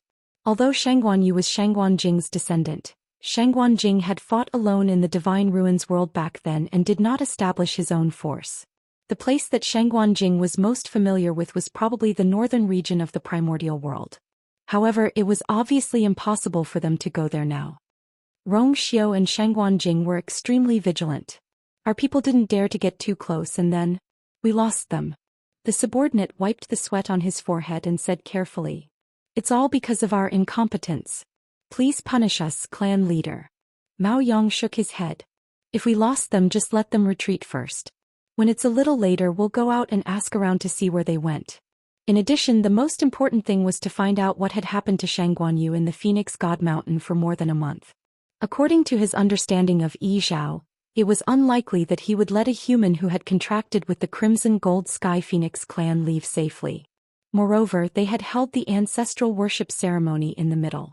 At such a critical moment, Shangguan Yu could still escape unscathed. He couldn't help but suspect that there was something fishy going on. Also, find out who that little girl is. Mao Yang frowned. When Shangguan Yu entered, he was clearly alone. Even Shangguan Jing was rejected at the door. Why did a 3- or 4-year-old girl suddenly appear beside him when he came out? That little girl was obviously not human. It was very likely that she was a Crimson Gold Sky Phoenix. However, the Crimson Gold Sky Phoenix clan was the same as them. There were no children in the clan. Those who could transform into human form were at least in their teens. This little girl's appearance was really strange. Yes. The subordinate hurriedly responded respectfully and was about to leave with a bow. Just as he took 2 steps, he was stopped by Mao Yang again. Remember, when you do these things, you must be low-key and cautious. The 1000th summit is imminent, no accidents are allowed. The subordinate's expression became even more nervous. Yes. Lingxiao College. In the main hall of the Grand Orient Bell Tower, Dean Nansu Huai and several elders were gathered together. The 10,000 Wine Mountain has basically been cleaned up, but it will take a long time for it to be completely repaired. The few mountains that had been affected could now be opened again. Elder Huafeng sat below and leaned lazily against the back of the chair. He let out a long sigh of relief. Only the heavens knew that during this period of time, they had been so busy dealing with the aftermath that they didn't even have time to catch their breaths. Fortunately, he had finally completed the bulk of the task and the rest could be taken care of slowly. Nansu Huai said, "Thank you for your hard work." Elder Huafeng waved his hand. "This is what we should do in the first place. What's so hard about it? But it's just that the mountain is a little bald." As soon as he said that, the tense atmosphere in the hall immediately eased up. Nansu Huai couldn't help but smile and shake his head. Lingxiao College had existed in the Divine Ruins world for tens of thousands of years. The undulating mountain range was basically filled with ancient trees. Although the 10,000 Wine Mountain was a little special, the trees on it were the kind that required several people to wrap their arms around. After the shocking battle last time, the 10,000 Wine Mountain was completely destroyed and everything on it was naturally destroyed. By the way, Dean, has there been any news from the Yuntian Tower? Didn't Rong Xiao send back a message that he would personally bring you and the others back to the Yuntian Tower? Elder Bo Yen leaned forward and asked curiously. When the remaining elders heard this, they also looked at Nansu Huai. It was obvious that they were still a little nervous. That girl had gone to the Divine Phoenix Mountain, so they couldn't help but be worried. It had been more than a month and they didn't know how the situation was. Nansu Huai nodded. "It should be soon. Just wait a little longer." Suddenly his voice paused and he raised his eyes to look at the side window. Everyone followed his line of sight and looked over. Nansu Huai narrowed his eyes and raised his hand. Buzz. A transparent barrier began to fluctuate, creating ripples in the air. Then something flew in from outside the window, passed through the barrier and landed in Nansu Huai's hand. Nansu Huai opened his hand. It was a bronze sparrow. Rong Xiao sent a letter? When the elders saw this, they were all overjoyed. Nansu Huai squeezed his fingers. The bronze sparrow opened its beak and spat out a golden mist. The mist quickly condensed into 2 lines of words in the air. When Nansu Huai saw it clearly, his smile froze. As soon as he finished reading, the words disappeared. The elders sitting below didn't see the words clearly, but they saw the strange look on Nansu Huai's face at this time. Elder Bo Yen called out tentatively. "What's wrong? Why does it seem like something's wrong?" Nansu Huai came back to his senses and frowned. He looked at the elders and said in a low voice, Has safely come out of Phoenix God Mountain." Everyone was happy and relieved at first, but when they saw that Nansu Huai's expression was still tense, they found it even more strange. Dean has safely come out. Why do you still look so worried? As Elder Bo Yen asked, his expression suddenly changed. Could it be that Yor was bullied by them? She and Dumpling came out with her. Nan Su Huai shook his head. The Crimson Gold Sky Phoenix clan's matter has been resolved smoothly. It's just that Rong Xiu wanted to bring them back to Yuntian Tower, but you received news about her father, Chu Ning. Now they are on their way to the Godslayer tomb. The Godslayer tomb? The expressions of the several elders were all shocked. That place was extremely dangerous and they were going there just like that. No wonder the dean looked so serious. Just the few of them? Nan Su Huai nodded. That was what he was worried about. The Godslayer tomb was vast and there were dangers everywhere. What's more, it was the enemy who invited them. It was obvious that the enemy had set up an inescapable trap and was just waiting for them to make their move. But Chu Ning was Yur's father and they had to go. Nan Su Huai thought for a moment and stood up. Bo Yen, I'll leave the school's matters to you for the time being. I'll go to the Godslayer tomb personally. The elders were shocked and they all said that they wanted to go with him. But they were all rejected by Nan Su Huai. I can't leave the school alone. You all should stay. I've been to the Godslayer tomb before and it's more convenient to go alone. After saying that, without waiting for anyone to refute, his figure instantly disappeared on the spot. At the same time, on one of the peaks of Lingshao College, Yiwenzhua suddenly opened his eyes and looked in the direction of the Donghuang Clock Tower. Left at this time? Mobile users, please browse for a better reading experience from Love Network.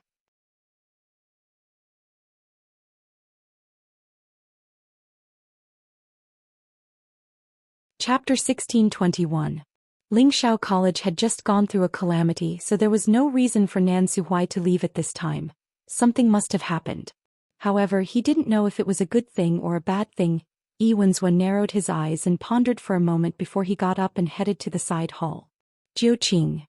Yiwenzhua pushed the door open and entered. Upon hearing the voice, Jun Jiuqing, who was reading something, immediately put down the things in his hands and stood up. Master. Yiwenzhua's eyes quickly swept across the table and he immediately frowned.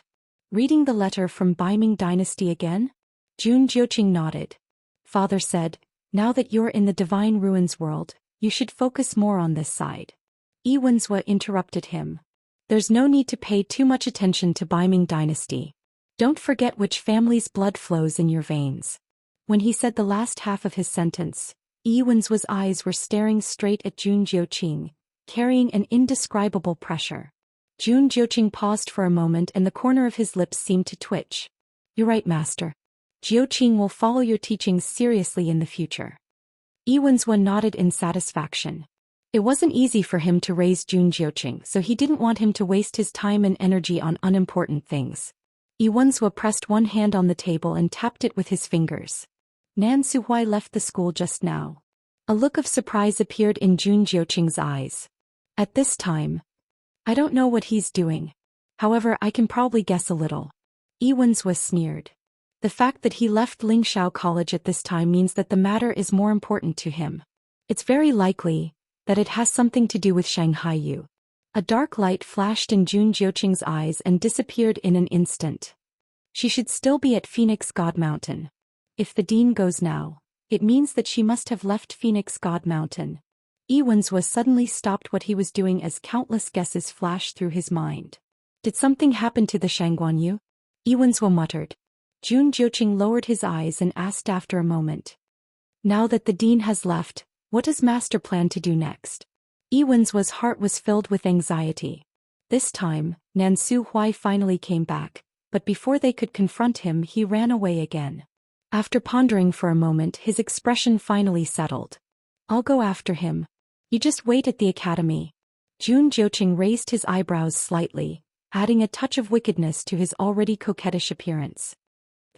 Are you sure? No one knew where the dean was going or what he was going to do. If you follow me so rashly. It was precisely because of this that they had to follow him and control his whereabouts. Yiwenzhua raised his hand, indicating that he didn't need to say any more. You just have to stay here and take care of the matters in the academy. As for the rest, Master will take care of it. Jun Jiuqing lowered his head. Yes, I will follow Master's orders. Ewen's was figure flashed and disappeared on the spot. The room became quiet and empty again. Jun Jiuqing raised his head, the expression on his face was much calmer. He lowered his eyes and glanced at the letter on the table, then sat down again. After he was done, he slowly put the letter away. Then he leaned back in his chair and closed his eyes. After a while, his eyelashes fluttered slightly and he opened his eyes again.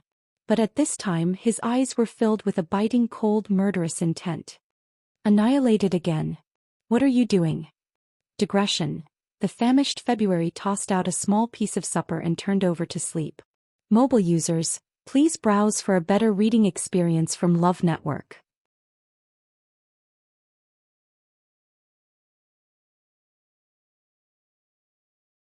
Chapter 1622.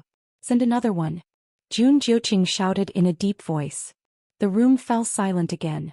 After a moment, Jun Jiuqing's gaze swept across the letter on the table. He immediately took it in his hand and got up to walk out.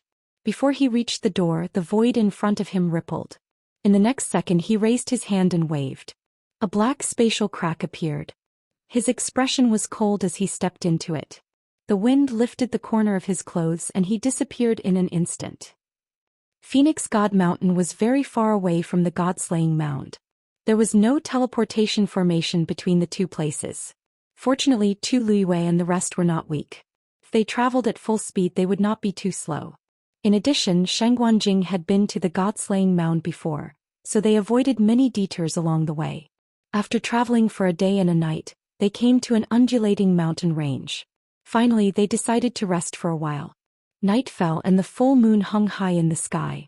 The mountain peaks formed winding and surging lines in the dark night. They found a flatter place to rest at the foot of a mountain. The bonfire danced, elongating their shadows. Chu Luiwei sat cross-legged with her hands on her knees. She was concentrating on absorbing the force of heaven and earth. Although she was already a high god, after traveling at full speed for a day and a night, she had used up a lot of her energy. She needed to rest. Dumpling was lying beside her. She had fallen into a deep sleep. Chu Luiwei wanted to let Dumpling return to her body. It would be more convenient that way. However, Dumpling had just transformed into a human. She was curious about everything in the outside world. Chu Luiwei let her be. Hence her small body could not support her weight. She fell asleep as soon as she landed. In comparison, Rong Xiu and Shangguanjing were in a much better situation. The two of them agreed that Shangguanjing would guard the first half of the night, and Rong Xiu would guard the second half.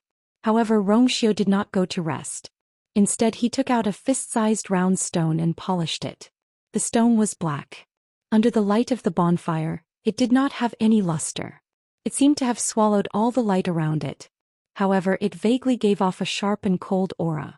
As Rong Xiu polished it more and more, the black layer on the stone faded away. A golden light was faintly discernible. Shangguanjing did not care about it. He knew that Rong Xiu was also a weapon refiner. And he was talented and powerful. It was normal for him to polish a stone. However, when the stone emitted a trace of golden light, it finally attracted Shangguanjing's attention. His eyes narrowed as he stared at the stone for a while before he asked with uncertainty, "What's the matter? The black gold spirit stone?" Rong Xiu didn't stop and lightly nodded. Senior Shangguan has good eyes. Shangguanjing exclaimed to himself. He was a weapon refiner venerable. Naturally, he knew how precious the black gold spirit stone was. It was extremely hard and could naturally nurture force. Divine weapons forged with the black gold spirit stone were of high levels.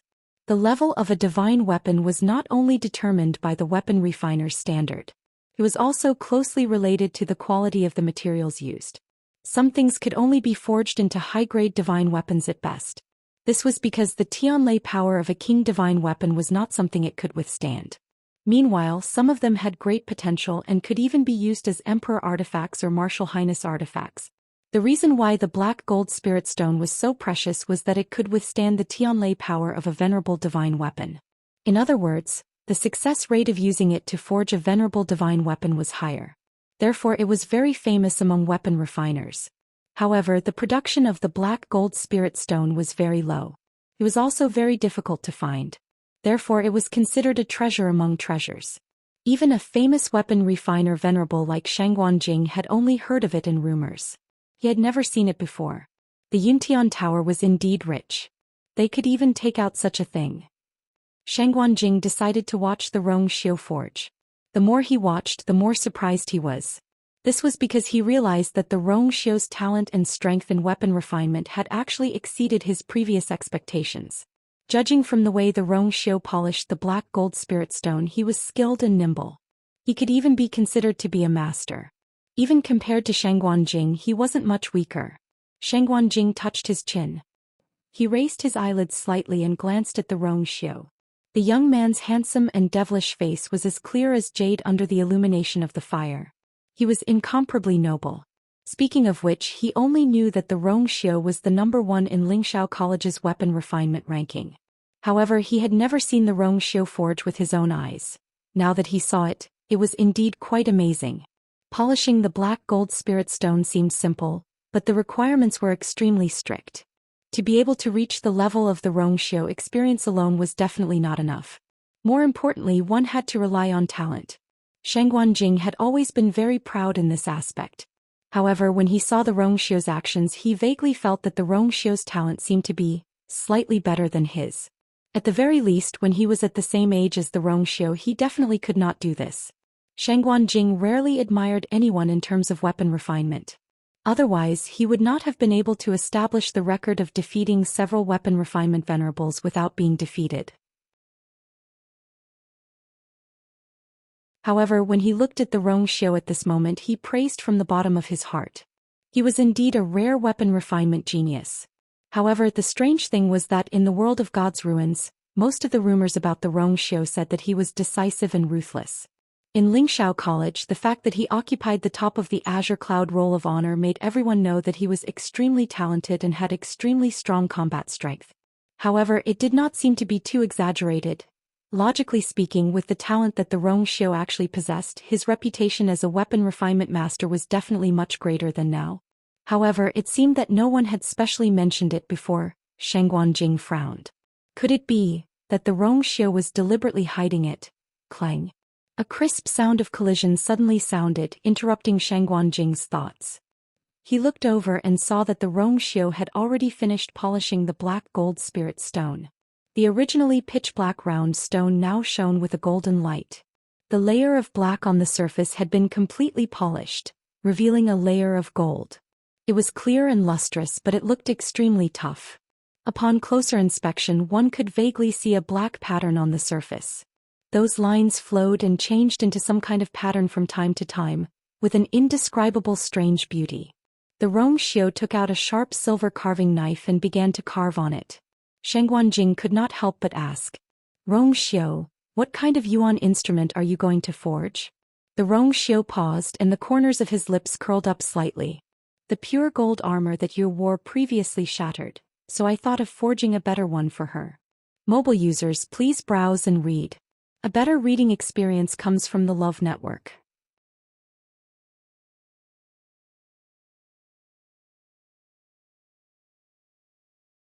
Chapter 1623. Shangguanjing was dumbfounded. Armor. Armor. How many black gold spirit stones will be consumed? Rongxiu paused and said, "This is not a problem. It's just that it might take some time. It would be best if it could be completed before entering the god-slaying tomb."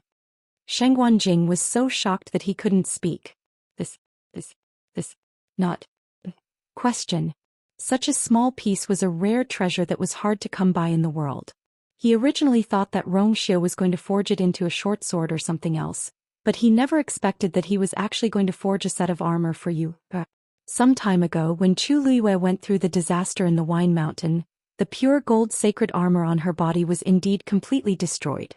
Shangguanjing had also thought about this problem, but unfortunately he never had the chance. When he was waiting outside the Phoenix God Mountain, he was full of worry and couldn't calm down to forge weapons. He didn't expect that Rongxiu would be one step ahead of him. And it was with this extremely precious black gold spirit stone. Shangguanjing suddenly felt that the little stock in his hands was really not worth it. Compared with the black gold spirit stone in Rongxiu's hands, It was really inferior. Shangguan Jing calmed himself down. Anyway, it was for you, It was a good thing. A good thing. Thank you for your trouble. Shangguan Jing coughed. But isn't it a little too late? Their schedule was originally very rushed and Xiao had even less time to forge weapons. And if he wanted to use this black gold spirit stone to forge a perfect set of armor, it would have to be a king divine weapon. At that time, it would be unavoidable for him to go through a lot of trouble. To complete it before entering the god-slaying tomb was indeed too difficult. Xiao's lips curled up slightly and he smiled faintly. I'll try my best. Shangguan Jing opened his mouth and glanced at the black gold spirit stone that was shining with golden light. In the end he nodded. He wanted to offer his help, but then he remembered that Xiao had already finished polishing it. It would be inappropriate for him to intervene now. He could only hope that Xiao's refining would go smoothly. Xiao lowered his head and continued what he was doing. His expression was very focused. His bony hand was holding a carving knife, and he was carving the stone stroke by stroke. Without making a sound, the black gold spirit stone had already changed its appearance.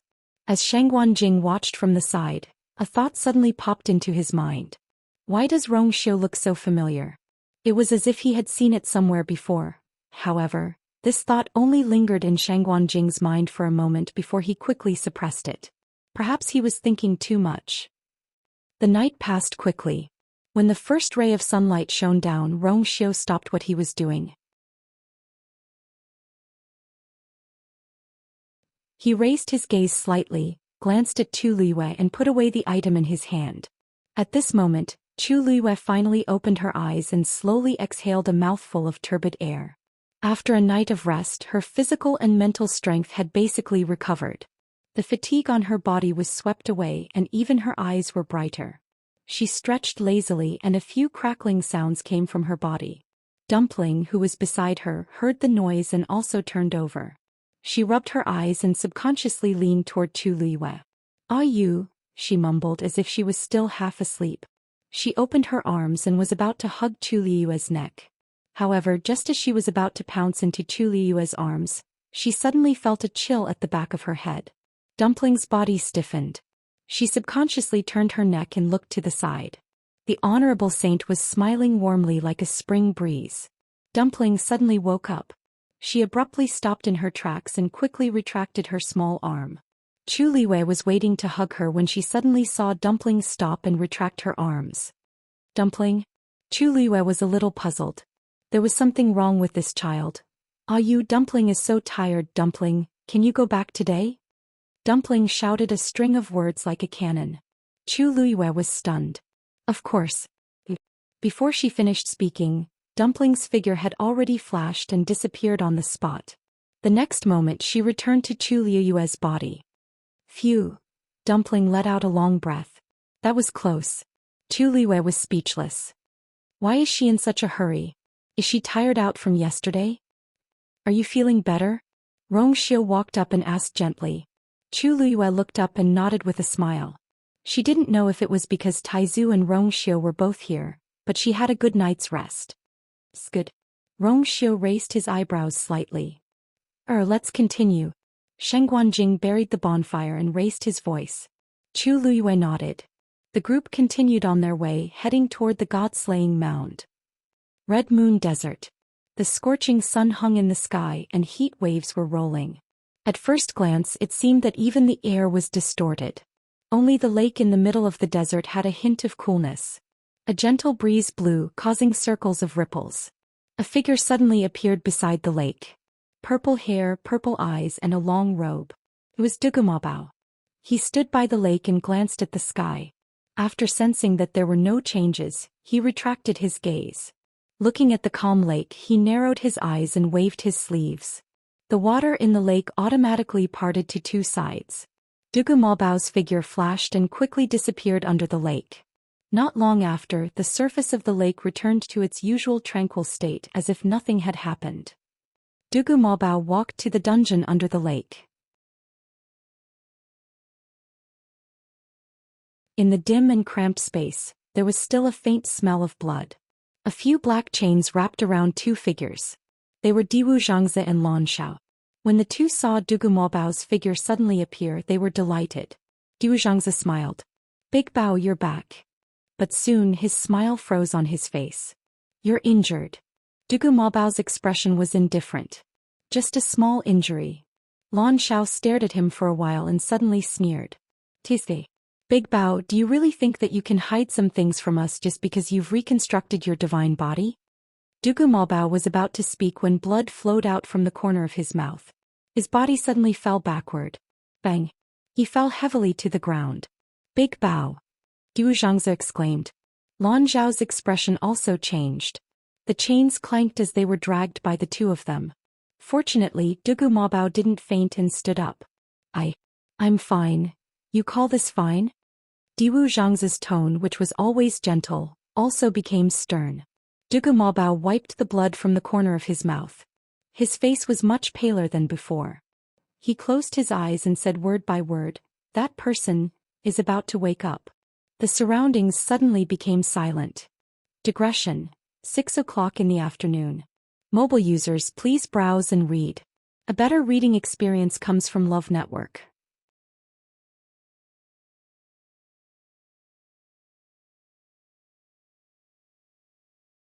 Chapter 1624.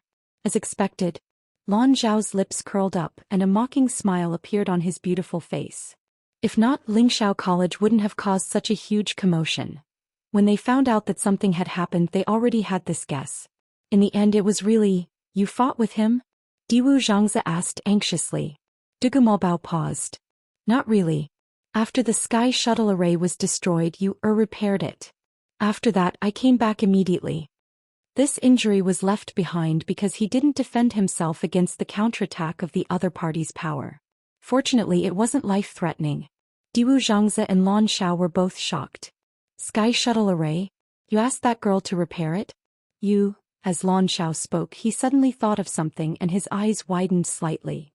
"This is the reason why you asked to memorize those Xian arrays day and night." Dugu Maobao glanced at him expressionlessly, his eyes saying, "You just found out." Lan Xiao was instantly dealt a huge blow. You. How old was that girl back then and you already thought of this? Dugu Maobao, you're already so old and you're still doing this. How much did you suffer to memorize those things back then? You're really shameless. Although she was very talented back then, her level wasn't high enough, and the Xian arrays Dugu Maobao showed her were mostly too profound. In order to memorize those Xian arrays, she put in a lot of effort back then. If not for that, she wouldn't have been able to deal with Lingxiao College's disaster. Dugu Maobao looked indifferent. The college will be hers sooner or later. Protecting Lingxiao is also her responsibility. Although it was still a little early, this matter had long been part of Dugu Maobao's plan. Looking at his self-righteous look, Zhou Xian and Lan Xiao were speechless for a moment. After all, what he said wasn't without reason. Although the process was difficult, the original intention and result were good. From the looks of it, Dugu Maobao was not wrong. It could only be said that it was too strict. Pervert. Only that girl can stand you. Lan Xiao pouted. However, after hearing Dugu Maobao's words, their worries were greatly alleviated. Only one of his hands is hidden under the mountain of myriad wines. It should still be some time before it fully awakens. Dugu Maobao pondered for a moment before looking at the two of them. During this period of time, you two should reconstruct your god bodies as soon as possible. Easy for you to say. Lan Xiao leaned lazily against the metal chain at the side and reached out his hand to lightly knock on the cold and heavy chain. We've been here for so long and you're the only one who's succeeded. Not only that, but they also paid a hefty price. Dugu Maobao's face darkened. Lan Xiao pretended not to see anything and shook his head lazily. Didn't you see that I failed last time? It took me a long time to fix this face. I won't be able to do it again in the near future. As he spoke, he looked up and glanced at Zhou Xian with a smile that wasn't a smile. Why don't you try? Zhou Xian took half a step back in disdain. Speak properly. Lan Xiao was really sick in the head. Give him some sunshine and he would be brilliant. He had just confirmed that Dugu Maobao didn't expose his identity in the world of God, and now he was making waves again. Lan Xiao closed his eyes and waved his hand. Anyway, you guys can do as you see fit. If he failed again, it didn't matter if he lost his life, but the key was that he might drag these two down with him. It wasn't worth it. Diwu Zhangzi shook his head helplessly and looked at Dugu Mobao. It's naturally great that you didn't expose your identity this time, but there's no such thing as an airtight wall in the world. There will still be clues left behind. You have to be careful when you go to the world of God next time. Dugu Mobao knitted his brows slightly and then nodded. They had endured in the Red Moon Desert for 10,000 years. If they failed at the last step, it would be a huge loss. The previous 2 times were special circumstances, especially with Lingxiao College, and he had no choice but to take action. This was also the reason why he came back immediately after the matter was over. Alright, how's your now? Diwu Zhangzi actually wanted to ask just now. The level of the sky shuttle array was extremely high. Although she had Dugu Mobao's help, it was still a huge challenge for her. Dugu Mobao's expression softened. She summoned the divine realm and regained her memories. What? Really? Dugu Mobao's words immediately made Lan Xiao, who was originally planning to rest, energize again. Did you remember what happened before? Dugu Mobao's eyes flashed and he nodded. Actually, he didn't expect that she would. It was a pity that after the matter was over, she directly fainted. And he had to rush back to the Red Moon Desert as soon as possible, so he didn't have time to say more. She's injured, but Nan Suhuai and Rong Xiu are here, so it shouldn't be a big problem. That's good, that's good. Diwu Zhangzi was overjoyed, and Lan Zhao's eyebrows were tinged with a hint of a smile. So she has broken through to the exalted god level again? Dugu Mobao nodded. This was also what he was happy about. Back then, that girl had spent a lot of effort to cross that threshold. Once she was reborn, the past was gone and everything started from scratch. Not everyone had such courage and perseverance. Fortunately, she was finally standing in this position again. Dugu Mobao's lips moved and he said, but back then she took the initiative to leave the divine realm to Meng Xian to help her keep it. Losing her memories seems to have been planned by her beforehand. Diwu Zhangzi and Lan Xiao were both stunned when they heard this. There was too much information in this sentence, so they couldn't react for a moment. You're saying that back then she did it on purpose? Diwu Zhangzi asked dryly. Dugu Mobao narrowed his eyes. Basically, I'm sure. And Rong Xiu should know about this too. So, when we asked him back then, he refused to say it directly. Why? Dugu Mobao didn't say anything. Perhaps she was the only one who knew the real reason. Forget it, that girl has always had her own opinions. She must have her own reasons for doing this. Lan Xiao, on the other hand, was very open-minded. He smiled and raised his eyebrows. The next time we see her, we'll ask her personally. Won't everything be clear then? Diwu Zhangzi suddenly frowned and his expression became serious. His reaction immediately attracted the attention of the other two. What's wrong? Dugu Mobao asked. Diwu Zhangzi rarely showed such an expression. Seriousness, suspicion, confusion, worry. Diwu Zhangzi raised his eyes, looked at the two and said word by word, the people from Black Demon Cave seem to have entered the god-slaying tomb. Mobile users, please browse for a better reading experience from the Love Network.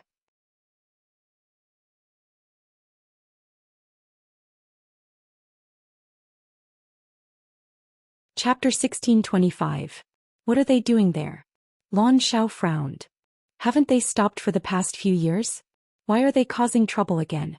The god-slaying mound was a dangerous place. Most people wouldn't go there for no reason. Even those who wanted to train or hunt for treasures wouldn't choose the god-slaying mound. There was nothing there except for corpses that had been deposited for thousands of years. Besides, the god-slaying mound covered a vast area.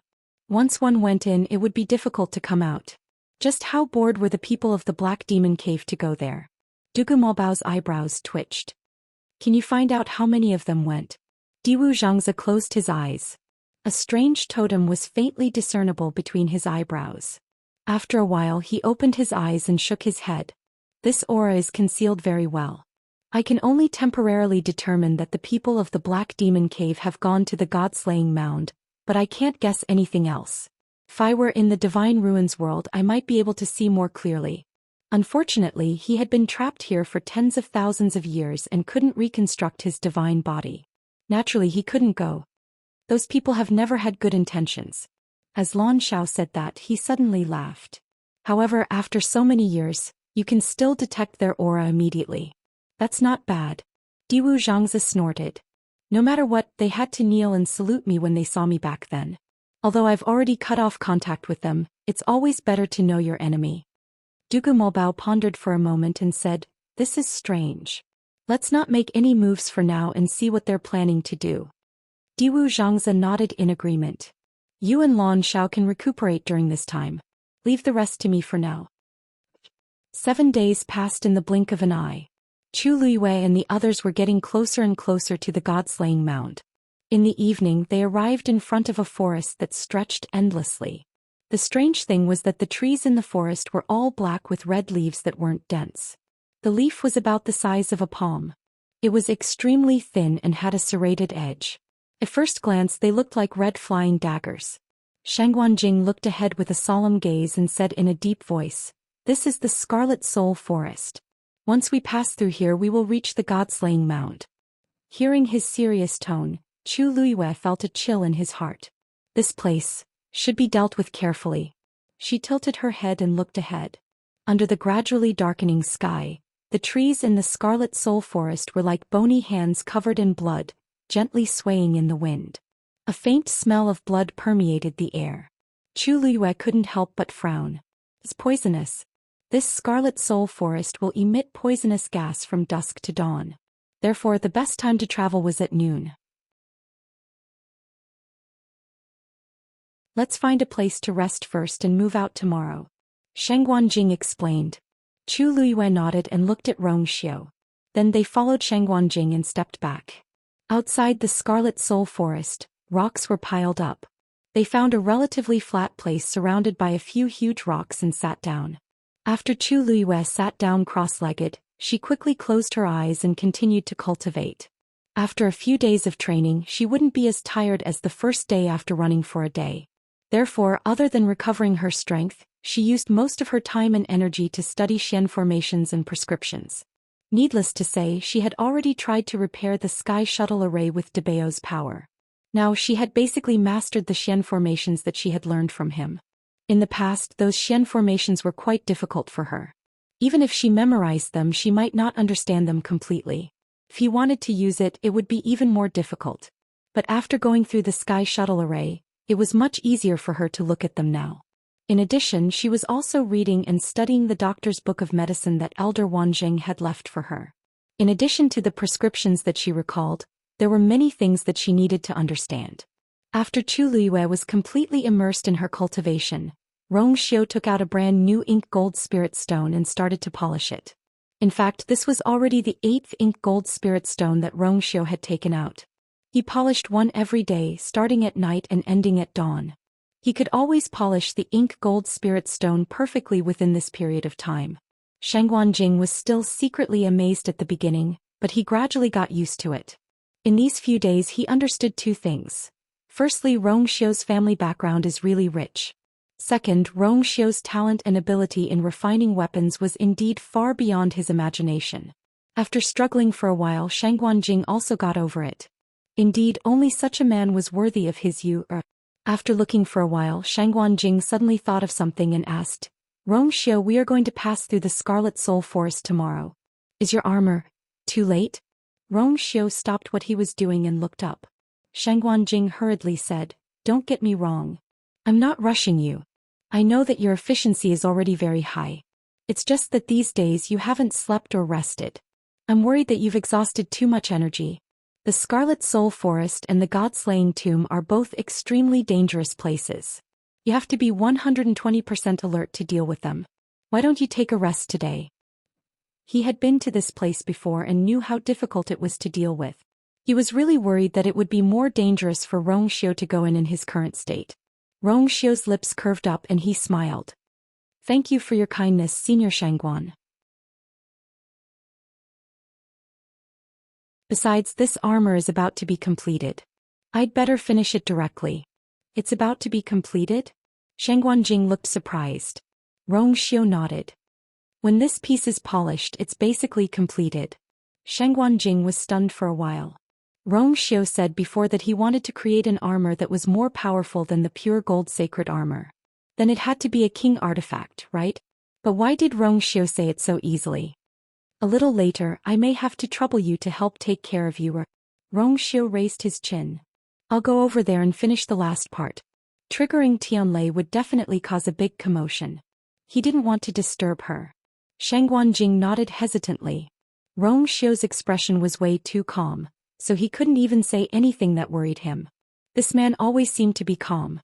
No matter what kind of situation he faced, he could easily deal with it. After about 4 hours, the moon was in the middle of the sky.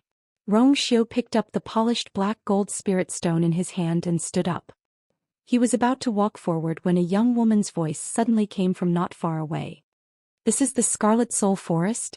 It doesn't look very good. Digression. These few days the update time has been more casual, so today's update will end here. I won't let everyone wait any longer. Tomorrow at 12:05 p.m.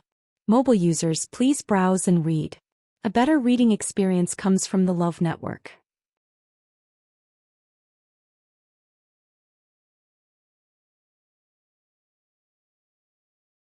Chapter 1626. The woman's voice was very young with an undisguised arrogance and coquettishness. It was as if she really did not put the Scarlet Soul Forest in her eyes. Rong Xiu's gaze turned and he lightly glanced in the direction of the voice. About 100 feet away from them, a group of people seemed to have just arrived. The one who spoke was a woman in a light yellow dress. She looked to be in her early 20s and had a petite figure. Her long hair hung down to her calves and fluttered gently in the wind. She looked rather fairy-like. Of course, one had to ignore her voice and the look of disgust in her eyes as she looked at the Scarlet Soul Forest. Beside her stood a well-built man.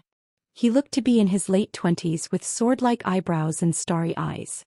He was handsome. He was much taller than the woman. When the two of them stood together, the contrast was great. Behind them stood two old men. They were dressed in black and white robes. Their hair was white and they looked rather old. However, the aura on their bodies was obscure and powerful, making them not to be underestimated. There are so many places in the Divine Ruins world to train. Why did Father choose this place? This forest looks so disgusting. The woman stretched out her slender white hand and covered her mouth and nose. Her slender eyebrows were slightly knitted. In order to come to this damned place, they had spent a lot of effort. Originally, she did not have much hope, but when she arrived, she realized that it was even more annoying than she had imagined. The white-robed old man standing behind her smiled and said, "Second miss, we are a little late. This Scarlet Soul Forest is filled with poisonous gas. If you come here during the day, the scenery of this Scarlet Soul Forest is actually not bad. Moreover, the Patriarch asked you to come with good intentions, didn't he? But I don't want to come." The woman interrupted the white-robed old man's words and crossed her arms. "Isn't it because that thing is here? But it doesn't have to be me and Big Brother coming personally. There are so many people at home who are idle, can't they just send a few people?" Originally, her life at home was quite comfortable. Who knew that her father would suddenly send her here, not even giving her a chance to refute? The white-robed old man smiled embarrassedly. The black-robed old man's face was cold and solemn. Seeing this, he spoke. "Second miss, that thing is extremely important to you. The Patriarch said that he still hopes that you can find it and bring it back yourself. That way you can also convince everyone." His tone was much harsher and colder than the white-robed old man from before. When the woman heard him speak, she unconsciously lowered her arm. However, she still felt uncomfortable in her heart, so she raised her voice slightly and said angrily, "I'm the second young miss of the family. Even if I don't come personally, who dares to do anything to me?" The black-robed old man frowned. At this moment, the tall young man finally spoke. Don't spout such nonsense." His voice was exceptionally deep and resounding, sounding like the beating of a drum. The tone of his voice carried the majesty and dominance of someone who had been in a high position for a long time. The woman called finally restrained her temper and stomped her feet. Got it. She dared to throw a tantrum in front of everyone, but she was afraid of her elder brother. This was also the reason why his father had sent him along this time. With him around, she had no choice but to suppress her temper. The young man gently patted her head, a doting smile on his face. "Be obedient. If you perform well, I will reward you when we return. before he could finish his sentence, his expression suddenly froze and his voice came to an abrupt halt. Seeing his strange reaction, the woman couldn't help but ask, "Elder brother, what's wrong?"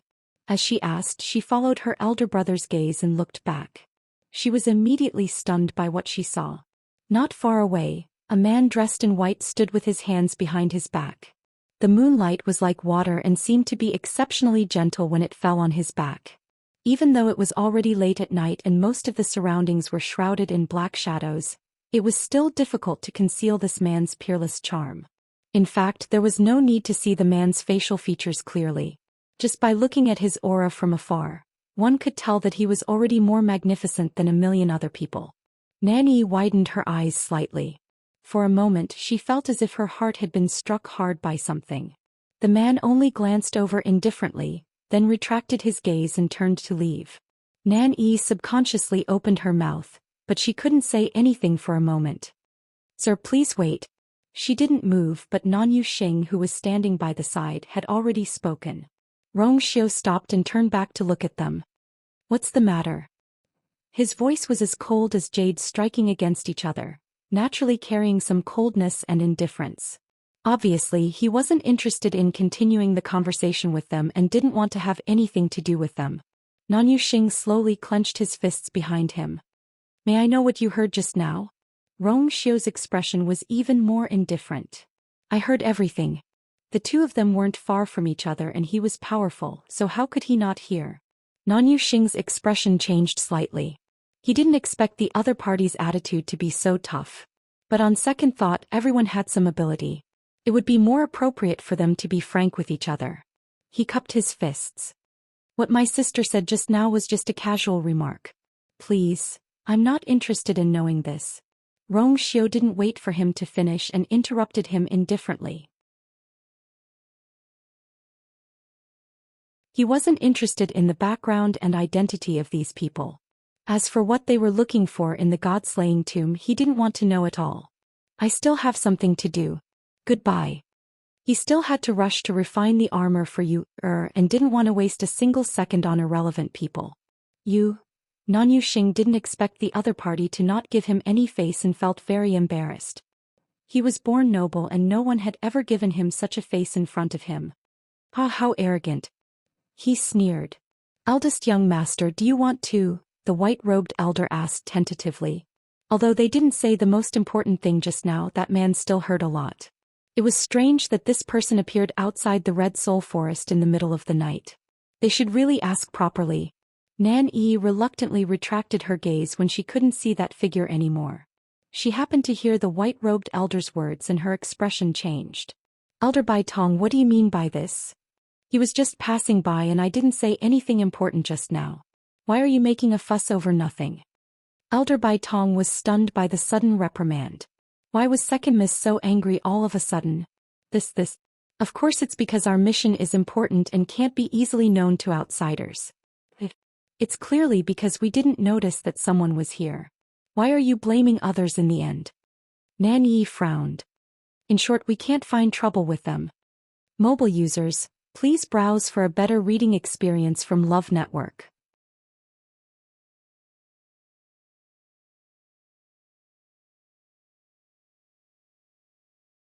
Chapter 1627. Elder Bai Tong didn't know what to say, so he shut his mouth in embarrassment. Nanyu Xing frowned and looked at Nan Yi with a scrutinizing gaze. Why are you speaking up for that person? This sister of his had been pampered since she was young. Normally, even the people in the family who wanted to hear a good word from her might not have the qualifications to do so. And that young man was just a stranger. It was really inconceivable that she would say such words. Nan Yi's face heated up from his stare. She looked away and said guiltily, "I'm not speaking up for him. I'm not speaking up for him, I'm just telling the truth. Big brother, have you forgotten that before we left, father repeatedly told us not to casually stir up trouble outside?" Nanyu Xing looked at her speechlessly. It was hard for her to remember this. Unfortunately, she seemed to have forgotten that father had specially said these words to her. "He didn't provoke us first. Why do we have to find trouble with him?" Nan Yi pursed her lips. When that man looked over, his gaze was extremely indifferent and he didn't even look at her. "I'm tired. I want to rest." Nan Yuxing could only shake his head helplessly at Nan Yi's words. All right. Let's not pursue the matter, right? You're right. We're already in the Red Soul Forest and will be able to enter the god-slaying tomb tomorrow morning. It's indeed better to avoid trouble. He looked around and pointed at a certain spot. Let's go there and rest first. Then the few of them walked over. As they walked, Nanny looked back a few times. Unfortunately, the night was dark and she couldn't see that elegant figure dressed in white. She retracted her gaze in disappointment and sat down behind a large rock with Nan Yuxing. Nan Yuxing glanced at her from the corner of his eye and his eyes darkened. How could Nanny's thoughts escape his eyes? She wasn't being kind. It was most likely that she had taken a fancy to that man just now. Nan Yuxing frowned. Actually, Nanny was already of marriageable age, but she was very playful and didn't take a fancy to any of the men that her family wanted to introduce her to. There was once when her father wanted to arrange a marriage for her, but in the end she still ruined it. Later on, her father simply let her go and stopped caring about these things. He was just waiting for her to settle down. She didn't expect that she would actually take a fancy to a man whose identity she didn't even know, outside the Scarlet Soul Forest? Of course not. Nan Yuxing sat cross-legged, tapping his fingers on his knees. She was just a little bit moved, then so be it. If he really did something because of this, he would have to think about it again. Elders, did you see that person's strength just now? Nan Yuxing asked after pondering for a moment. The two elders looked at each other and shook their heads. His aura is hidden very deeply. He must have used some kind of divine artifact to conceal it. Nan Yuxing paused. The two elders' eyesight was extremely good. Even they could not see through it. This proved that the other party did have some skills. Besides, both parties were so close to each other just now, but they didn't even notice the existence of that man. If he hadn't happened to look up and see, in short, that man was not to be underestimated. You have to be careful when you're outside. Nan Yuxing said. Besides, we're going to enter the god-slaying tomb tomorrow. We can't make any mistakes. The two elders' expressions turned solemn. Yes. Besides, since he's here, it's very likely that he's here for the god-slaying tomb. Tomorrow we must act separately from him. Yes. Nan Yi pouted in dissatisfaction. Big brother, why? Nan Yuxing glanced at her. What do you think? We're not here to play. He should help her find that thing as soon as possible and go home. Nan Yi was instantly discouraged. No matter how arrogant, domineering, and presumptuous she was, she knew how important this matter was. She couldn't be careless. Every time her big brother spoke in such a tone, she knew that she couldn't continue to make trouble. Got it. She lowered her eyes and pursed her lips. It didn't matter if she didn't see him. Anyway, she had already remembered that person's appearance. Although she couldn't see his appearance clearly, such a prideful person must be very famous. As long as she asked around, she wouldn't have to worry about not knowing his identity. Thinking of this, she suppressed the restlessness in her heart. Seeing that she was finally willing to listen, Nan Yuxing nodded in satisfaction. All right, it's already very late today. Everyone hurry up and rest. Boom. A loud roar suddenly sounded in the sky.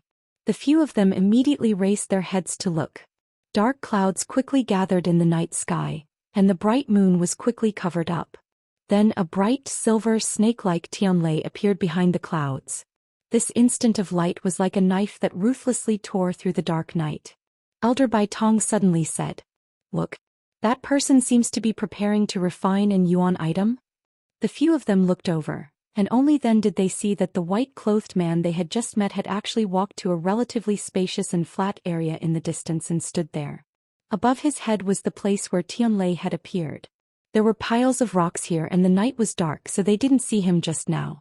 Nan Yi was delighted at first, but then she looked at the elder in black and asked in confusion. Elder Wu Peng, is he really going to refine a weapon? Elder Wu Peng was a weapon refiner, so he naturally had more say in this. As expected, although Elder Wu Peng's expression was still cold, he still nodded. I didn't expect him to be a weapon refiner. Elder Wu Peng, can you tell what level he is? Nan Yi asked curiously. Elder Wu Peng looked up at the sky and pondered for a moment. I can't be completely sure yet. However, this person's speed of triggering Tianlei is extremely fast. I think he should be quite capable. Nan Yi's eyes lit up. Rumble. Soon, the heavenly lightning in the sky rapidly gathered. After a while, countless Tianlei appeared in the sky, almost forming a sea of lightning.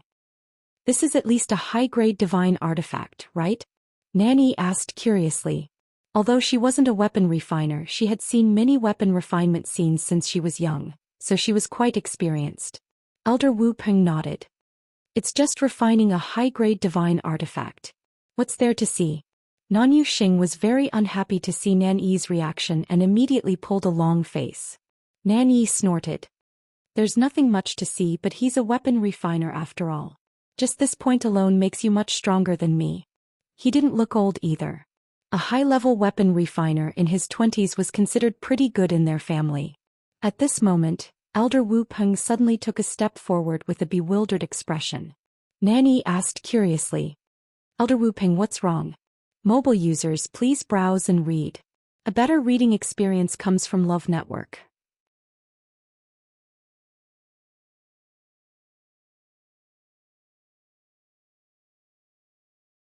Chapter 1628. As she looked, she turned back to look. She saw that the man in white had taken out a few stones that glowed with a faint golden light. Those stones were of the same size and shape, and they were arranged in a row. Upon closer inspection, she could even see that there seemed to be black veins inside. Nan Yuxing was also shocked when he saw it clearly. Ink gold spirit stones? Elder Wu Peng nodded. The rest of them looked at each other. This thing was extremely precious. How could this man take out so many of them at once? Moreover, they were used to refine weapons. So many ink gold spirit stones. What kind of divine weapon is he refining? Nan Yuxing frowned slightly. He had only been suspicious before, but now he was basically certain that this man's identity was extraordinary. Elder Wu Peng did not say anything. His eyes were fixed on that spot. Perhaps influenced by the atmosphere, the rest of them fell silent at the same time. After placing the 8 ink gold spirit stones, Rong Xiu looked up at the sky. Tianlei was gathering and swimming wildly. The next moment he gently closed his eyes. There was a brief silence. Following that, countless bolts of lightning came crashing down from the sky. Boom boom boom. Tianlei came crashing down. They hit the ink gold spirit stones hard. Sparks flew everywhere. His figure was almost completely swallowed by the dazzling light. He's not refining a high-grade divine weapon. Seeing this, Elder Wu Peng finally spoke in a deep voice. His tone was firm. He's refining a king divine weapon. The rest of them did not say anything. Actually, even if he did not say anything, they could tell. How could refining a high-grade divine weapon cause such a commotion? It was rare for them to see such a young king divine weapon refiner. He's quite capable. Nan Yuxing narrowed his eyes. But why does he want to refine weapons here? Refining a king divine weapon required a lot of time and energy. Even a king divine weapon refiner could not guarantee that he would succeed every time. Under normal circumstances, they would choose a quiet and safe place in advance and find someone to stand guard for them to ensure that they would not be disturbed before they officially began refining. One had to know that once the refining process was disturbed by external factors, the failure of refining was a small matter. If it caused a backlash to the refiner, it would be terrifying. But this man actually directly refined weapons outside of the Scarlet Soul Forest just like that. Was it because he was too ambitious, or did he have full confidence in himself? Arrogance. Nan Yuxing made a judgment in his heart. He had lived for so many years, and with his special status he had seen many proud people. Even he himself was one of them. But the man in front of him was still more frivolous and arrogant than most people he had met. Even if the other party didn't say much to them from beginning to end. But he could still feel the arrogance in the other party's bones. This made him very unhappy. A weapon refining king at this age should be quite famous in the Divine Ruins world. Why don't I have any impression of him? Nan Yuxing searched his mind for a while, but he still couldn't find the right person. Elder Wu Peng, can you guess this person's identity? Elder Wu Peng shook his head. Either the other party disguised his appearance or he's a newly advanced weapon refining king. He paused for a moment and hesitated a little. Actually, in his opinion, both of these situations were unlikely. What kind of person could disguise himself as such a talented and magnificent person? If an ordinary person wanted to disguise themselves, they would basically go in the direction of keeping a low profile. Who would do the opposite? Anyone who saw this appearance would never forget it. Then what was he after? As for the second guess, to a certain extent it was even more ridiculous. He was a weapon refiner himself, so he could naturally see the other party's proficiency and ease. This was definitely not the strength and state that a newly advanced weapon refining king should have. There's another possibility: he concealed his true strength in the past. Only in this way can we explain many things that don't make sense. That's why he deliberately refined weapons here. Nan Yi came to a realization. There's basically no one here, so he specially chose this place. It's just that he definitely didn't expect to meet us. This was really a coincidence. The Scarlet Soul Forest actually circled around the god-slaying mound, but they just had to meet in this place. If this wasn't a coincidence, then what was? Hearing this, Nan Yuxing was slightly relieved. It seemed like this white-clothed man had indeed come here to find a convenient place to refine weapons. He didn't want to expose his identity and they didn't want to interact with him. This way both sides would mind their own business, which was not a bad thing. More importantly, it usually took a very long time to refine a king artifact. The shortest was a month and the longest was half a year. He had even heard of someone who spent a full 3 years just to refine a king divine weapon. This showed how troublesome this matter was. If this was the case when they passed through the Scarlet Soul Forest and entered the god-slaying mound tomorrow, this man would probably still stay here. Then they wouldn't have to bother to separate from him. At this moment, another loud noise came from the sky. Several Tianlei appeared one after another. Nan Yuxing's expression changed slightly. Wasn't this person a little too fast to trigger the Tianlei? Enveloped by the light, Rong Xiu's eyes were still closed and his expression didn't change. He raised his arms slightly and his slender and fair fingers clenched into the air. The 8 black gold spirit stones started to fuse rapidly under the bombardment of the Tianlei. Mobile users, please browse for a better reading experience from the Love Network.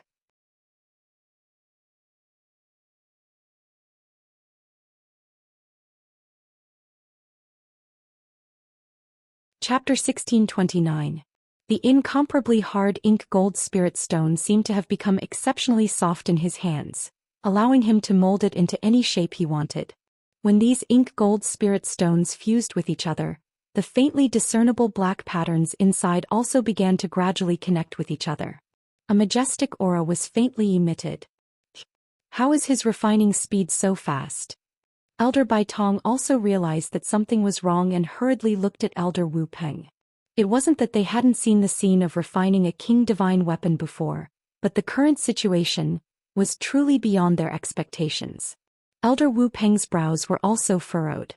In fact, he had already noticed the abnormality just now, but he wasn't too sure. After all, even if he came personally, he might not be so fast. But now that the truth was right in front of him, he had to believe it even if he didn't want to. After a long silence, he said in a deep voice, "Even if it's a blacksmith of the same level, there will be a difference in strength due to the difference in talent and experience. Perhaps he has already tried many times before, which is why he can do it so easily today." A trace of doubt appeared on Elder Bai Tong's face. This isn't possible, right? What kind of background does he have to be able to take out so many ink gold spirit stones to practice? One had to know that if the refining failed, those materials would become a pile of trash. Elder Wu Ping pursed his lips. Of course he knew this too. But other than that, he really couldn't think of a better reason. He had seen many blacksmithing geniuses, but they definitely wouldn't be able to do this. This person is not simple. Nan Yuxing pondered for a long time and gave a vague answer. At first he didn't take the other party seriously, but now that he looked at it again, he had to admit that this person was indeed capable. He just didn't know what this identity was. Nan Yi glanced at him and asked excitedly, "Big brother, why don't we ask him after he finishes refining? It's rare to see such a young blacksmith. If we can be on good terms with him, it'll be good for us too, right?" How could Nan Yuxing not know what she was thinking? He only glanced at her indifferently. "Don't worry about these things. The only thing you have to do now is to enter the god-slaying tomb and find that thing." Nan Yi pursed her lips. She had repeated this matter so many times that her ears were about to grow calluses. She snorted and looked in that direction again. Even though Zhou Xian didn't know the other party's identity, the fact that he was able to become a king of blacksmiths meant that the other party's clan couldn't be too weak. Moreover, he was such an outstanding person. As long as he inquired a little, he would definitely be able to obtain a lot of information. Father always said that she was too picky. But in this world, there was indeed such a perfect and flawless person. Nanny placed a hand on her chest and exhaled softly, trying to calm her emotions. However, his heart was beating uncontrollably as if it would jump out at any moment. Time passed slowly. The commotion from Tianlei's landing gradually died down. The 8 inky gold spirit stones in front of Rongxiu had completely fused, and he had forged a preliminary armor. Only the heart protection mirror in the middle was slightly sunken in. Rongxiu opened his eyes and, with a thought, transformed his origin power into a sharp flying knife. He held the flying knife in his hand and gently sliced it across his palm. Dark red blood instantly gushed out and dripped onto the heart protection mirror. In a short while, the sunken position was filled with his blood. Rongxiu put away the flying knife and golden flames leaped in his palm. The remaining blood on his hand quickly dissipated and even the wound quickly healed. In this short period of time, the blood that was contained in the heart protection mirror had gradually seeped into the entire armor. Traces of faint red color spread out in the golden armor, fusing with the black patterns and gradually covering them. From the outside, it looked like there were faint traces of blood in the sparkling and translucent golden jade. It exuded an indescribable nobility. When the last drop of blood spread out, the smell of blood completely dissipated. The crimson lines became the strange patterns that were engraved on the inside of the armor. Rongxiu's lips were slightly pale. However, his deep phoenix eyes became more and more focused. The light flickered and reflected in his eyes, dazzling. "Is it going to end?" Elder Bai Tong asked curiously as he raised his head to take a look. Tianlei didn't appear in the sky again. "How long has it been? It shouldn't be, right?" "Maybe it failed," Nan Yuxing said. It wasn't as if such a situation had never happened before. He was already used to it. He was so eager to trigger Tianlei just now, so now it should be kaboom. Before he could finish his sentence, he heard another loud bang coming from the sky. The sound was even louder than before. Then, behind the thick clouds, several more Tianlei appeared one after another. Nan Yuxing's face was a little ugly. In the next moment, those Tianlei fell again. Sparks flew everywhere. They could barely see the silhouette of the figure. Elder Wu Peng's eyes darkened. He might be able to succeed before dawn. The remaining 3 people were shocked when they heard this. But even Elder Wu Peng said so. Then Nan Yuxing slowly clenched his fists. The other party was in such a hurry. Could it be that he also planned to enter the god-slaying mound tomorrow? Rongxiu began to forge and carve more carefully on the armor. He spent 120% of his energy on every inch and every part to make it perfect. The night gradually faded away. When the sky started to brighten, he finally stopped what he was doing. Mobile users, please browse for a better reading experience from Love Network. You're tuning in to the Zhou Xian's Legacy YouTube channel. Don't forget to subscribe and join us on this journey to catch the most captivating stories.